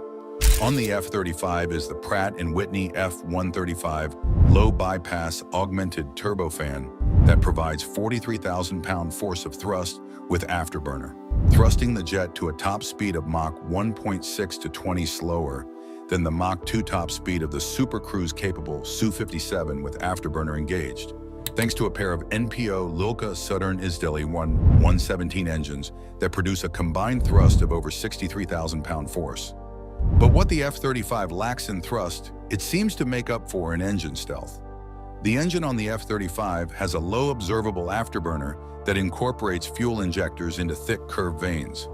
These vanes are covered by ceramic radar absorbent materials and mask the turbine. Its low observable axis-symmetric nozzle consists of 15 partially overlapping flaps that create a sawtooth pattern at the trailing edge, which reduces radar signature and creates shed vortices that reduce the infrared signature of the exhaust plume. The F-135 PW600 engine for the F-35B, a variant of the F-35 designed for the U.S. Marines, supports short takeoff and vertical landing by incorporating a shaft-driven lift fan. This SDLF was designed by Lockheed Martin and developed by Rolls-Royce as a key technology for the F-35, displaying the most impressive use case and performance. So much so that the system was awarded the prestigious Collier Trophy in 2001. The Su-57 is the first Russian military aircraft designed with a focus on stealth. To reduce its radar visibility, it uses several techniques similar to other stealth fighters like the F-22. The edges of the wings, control surfaces, and panels are carefully aligned and angled to minimize radar reflections. Weapons are stored inside the aircraft, and antennas are recessed to keep the stealthy shape intact. The aircraft is also coated with radar-absorbent material, or RAIM, to absorb radar signals and reduce the chances of detection. The entire fifth-generation class of aircraft is heavily dependent on stealth capabilities, so neither the F-35 nor the Su-57 is found lacking here. The American fighter was designed from the ground up with stealth in mind. Its manufacturer, Lockheed Martin, aligned its edges, serrated its skin panels, and masked the engine with easy-to-maintain fiber matte skin for low observability. They also reduced infrared and visual signatures, enabled the reflection of radar waves, and used strict controls of radio frequency emitters. The result is a radar cross-section lower than that of a metal golf ball. However, like other stealth aircraft, the Su-57's low observability is most effective against high-frequency radars, which are typically used by other aircraft. Low-frequency radars, such as those used for weather and early warning, are more likely to detect the Su-57 because of its size, but these radars are larger, more prone to interference, and less precise. To preserve their stealth profiles, both fighters by default carry their weapons internally, although they both have external hardpoints to carry weapons when stealth isn't the topmost priority. The F-35 has 4 internal hardpoints and 6 external hardpoints that combine to hold up to 18,000 pounds of weapons. These weapons are a combination of the most advanced American air-to-air missiles, air-to-surface missiles, and anti-ship missiles. It also wields conventional bombs such as the GBU-53/B Stormbreaker and nuclear bombs such as the B-61 Mod 12 nuclear bomb. For more rapid fire, the F-35 packs a 180-round, 25mm GAU-22/A4 barrel rotary cannon that fires 3,300 rounds per minute, which is far superior to the 1,500 rounds per minute of the 30mm Gryazev-Shipunov JISH-31 autocannon on the Su-57. There's a reason for this. The F-35, being a multi-role fighter, would be tasked with providing close air support to troops on the ground in a bid to replace the renowned A-10 Warthog. The Russian fighter has 6 internal hardpoints and 6 external hardpoints that combine to carry an estimated 16,500 pounds of weapons, slightly less than the weapons payload of the F-35. On its hardpoints is a combination of air-to-air missiles, air-to-surface missiles, anti-ship missiles, anti-radiation missiles, and conventional bombs. It's unclear if the Su-57 would be able to wield nuclear weapons like the F-35 can. The Su-57 takes things further with thrust vector control. The engine nozzles can rotate to direct thrust in different directions, allowing the jet to execute complex maneuvers in pitch, yaw, and roll. This level of control, first seen in earlier Sukhoi models like the Su-30 MKI and Su-35S, makes the Su-57 incredibly agile, capable of feats that seem to defy the laws of physics. The engines also include variable intake ramps for efficiency at supersonic speeds, and retractable screens to protect against debris when taking off from rough runways. However, the AL-41F1 engines haven't been without controversy. In 2011, a Su-57 had to abort takeoff due to a compressor stall during the Moscow Air Show, raising concerns about reliability. Looking to the future, the Su-57M is set to receive an even more advanced engine, the AL-51F1, by the mid-2020s. This new engine, designated as Izdeli-30 during development, will provide even more thrust, which is up to 37,500 pounds in afterburner, while also being more reliable and stealthier, thanks to innovations like glass fiber plastic components and a new nozzle design with serrated flaps. As if that weren't enough, By 2023, reports surfaced that UEC Saturn is working on a sixth-generation engine design for the Su-57, pushing the boundaries of what this fighter jet can achieve. By December 2023, all new Su-57s delivered to the Russian Air Force will be equipped with this advanced Stage 2 engine, setting a new standard for power and performance in military aviation. The Su-57 is equipped with two main internal weapon bays, each about 14.4 feet long and 3 feet wide, and two smaller side weapon bays near the wing roots. The main bays are fitted with launchers that can handle different types of missiles. The UVKU-50L launcher for missiles up to 660 pounds, and the UVKU-50U for those up to 1,500 pounds. The side bays use VPU-50 launch rails. For air combat, the Su-57 can carry 4 long-range missiles in the main bays and 2 short-range missiles in the side bays. The primary medium-range missile is the R-77M, an advanced version of the R-77 with improved radar guidance and a dual-pulse motor. For close-range combat, it uses the R-74M2, a heat-seeking missile designed to fit inside the aircraft. There's also a new short-range missile, the KAMD, in development to eventually replace the R-74M2.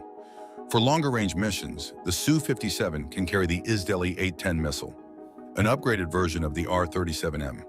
For striking ground and sea targets, the Su-57 can carry precision-guided bombs like the KB-250 and KB-500, as well as a variety of missiles including the KH-38 for air-to-ground attacks, the KH-35U anti-ship missile, the KH-58 USHK anti-radiation missile, and the KH-69 cruise missile. When stealth is not a priority, the aircraft can also carry weapons on 6 external hardpoints. Additionally, a new hypersonic missile similar to the KH-47M2 Kinzhal is being developed for internal carriage within the Su-57. The Su-57 also features a 30mm autocannon mounted inside the aircraft near the right wing root. This cannon has an effective range of about 870 yards against aerial targets and 2,000 yards against ground targets. One main feature of the aircraft is a modern glass cockpit without any old-style analog gauges. Instead, it displays information on 2 large 15-inch multifunctional LCD screens, similar to the setup in the Su-35S. Additionally, there is a smaller multifunctional display and a digital control panel. The cockpit includes a wide-angle head-up display that gives the pilot key information directly in their line of sight. The primary controls are a joystick and a pair of throttles, with major functions managed through a hands-on throttle and stick system. The aircraft's canopy is made of 2 parts, with the rear section sliding forward to lock into place. This canopy is coated with a special material to reduce the plane's radar visibility. For pilot safety and comfort, the Su-57 uses the NPP Zvezda K-Kuyo 36D5 ejection seat and the Soji 50 life support system, which includes anti-G protection and an oxygen generation system. The pilot wears a Zeiss AH-10B helmet equipped with a digital display that tracks eye movements, helping to target enemies even at high angles. The oxygen system provides an unlimited supply during flight. The life support system allows the pilot to perform intense 9G maneuvers for up to 30 seconds. The ejection seat, along with the PPK-7 flight suit, ensures safe ejection at altitudes ranging from ground level to 66,000 feet and speeds up to 810 miles per hour. The system also includes a survival kit to help the pilot after ejection. Both the F-35 Lightning II and the Su-57 are fitted with the most advanced avionics and armament their respective countries have to offer. For the F-35, the AN/APG-81, active electronically scanned array radar, AON/ASQ-239, Barracuda electronic warfare system, AN/AAQ-37 distributed aperture system, AON/AAQ-40 electro-optical targeting system, and AN/ANQ-242 communications, navigation, and identification suite, all combined to provide rapid beam agility, multiple operational modes, all-aspect missile launch and target tracking, 10 radio frequency antennas, all-aspect radar warning receiver, self-defense against missiles, the detection and jamming of hostile radars, laser targeting, forward-looking infrared capabilities, long-range IRRS functions, and an impossible level of sensor fusion to give the pilot and friendlies an omnipresent tactical picture of the battle space without compromising stealth. All of these are made possible by software running on a shocking 86 million lines of code, which is more than double the 4 million lines of the Su-57's code. But this isn't a coding competition, and in terms of avionics, the Su-57 has its own statement to make. Its Central Integrated Management System fuses all the data from the SH-121 radar and electronic warfare radio electronic system, the 101KS electro-optical system, multiple, the NO-36 radar DAR-101, X-band, active electronically scanned array radar, and two, the NO-36 radar L-band transceivers for friend or foe identification and electronic warfare. This allows for the total integration of avionics systems, maximization of pilots' situational awareness, and reduced workload. Still, the priority for the Su-57 is air superiority, and thus it has fewer avionics systems than the multi-role F-35. Unlike the F-35, the Russian fighter has the PAK-FA program. One of the main technical goals of the PAK-FA program is to fully integrate the Su-57's avionics systems, or sensor fusion, to improve the pilot's awareness of the surroundings and reduce their workload. The integration of these systems is managed by an information management system developed by GRPZ from Ryazan. The key systems include the Sh-121 multifunctional integrated radio electronic system and the 101KS Atoll electro-optical system. Unlike earlier Sukhoi aircraft, Sukhoi itself handled the integration of the IUS, rather than relying on RPKB of Armenskia. The integrated avionics suite, known as IMABK, uses fiber optic channels and runs on over 4 million lines of code. The Sh-121 system includes the NO-36 Bielka radar system and the L-402 Himalayas electronic countermeasure system. The NO-36 radar, developed by Tikhomarov NIIP Institute, features a main nose-mounted X-band radar with 1,114 modules and two side-looking X-band radars with 404 modules each, providing wider coverage. The radar antennas are tilted back for stealth purposes. The side radars allow the Su-57 to guide its own missiles while performing evasive maneuvers. The system also has L-band transceivers on the wing edges, which help with identifying friend or foe in electronic warfare. The L-402 Himalayas ECM suite works with both its own arrays and the NO-36 radar system, with one array located between the engines. Communication and data exchange between aircraft and command centers are managed by the S-111 system. The 101KS Atoll electro-optical system includes various sensors like the 101KSV infrared search and track, 101KSO directional infrared countermeasures, and others for navigation and targeting. The URST is mounted near the cockpit and can track multiple targets, while the DARCM system, a first for a fighter aircraft, has turrets mounted on the aircraft to protect against incoming missiles.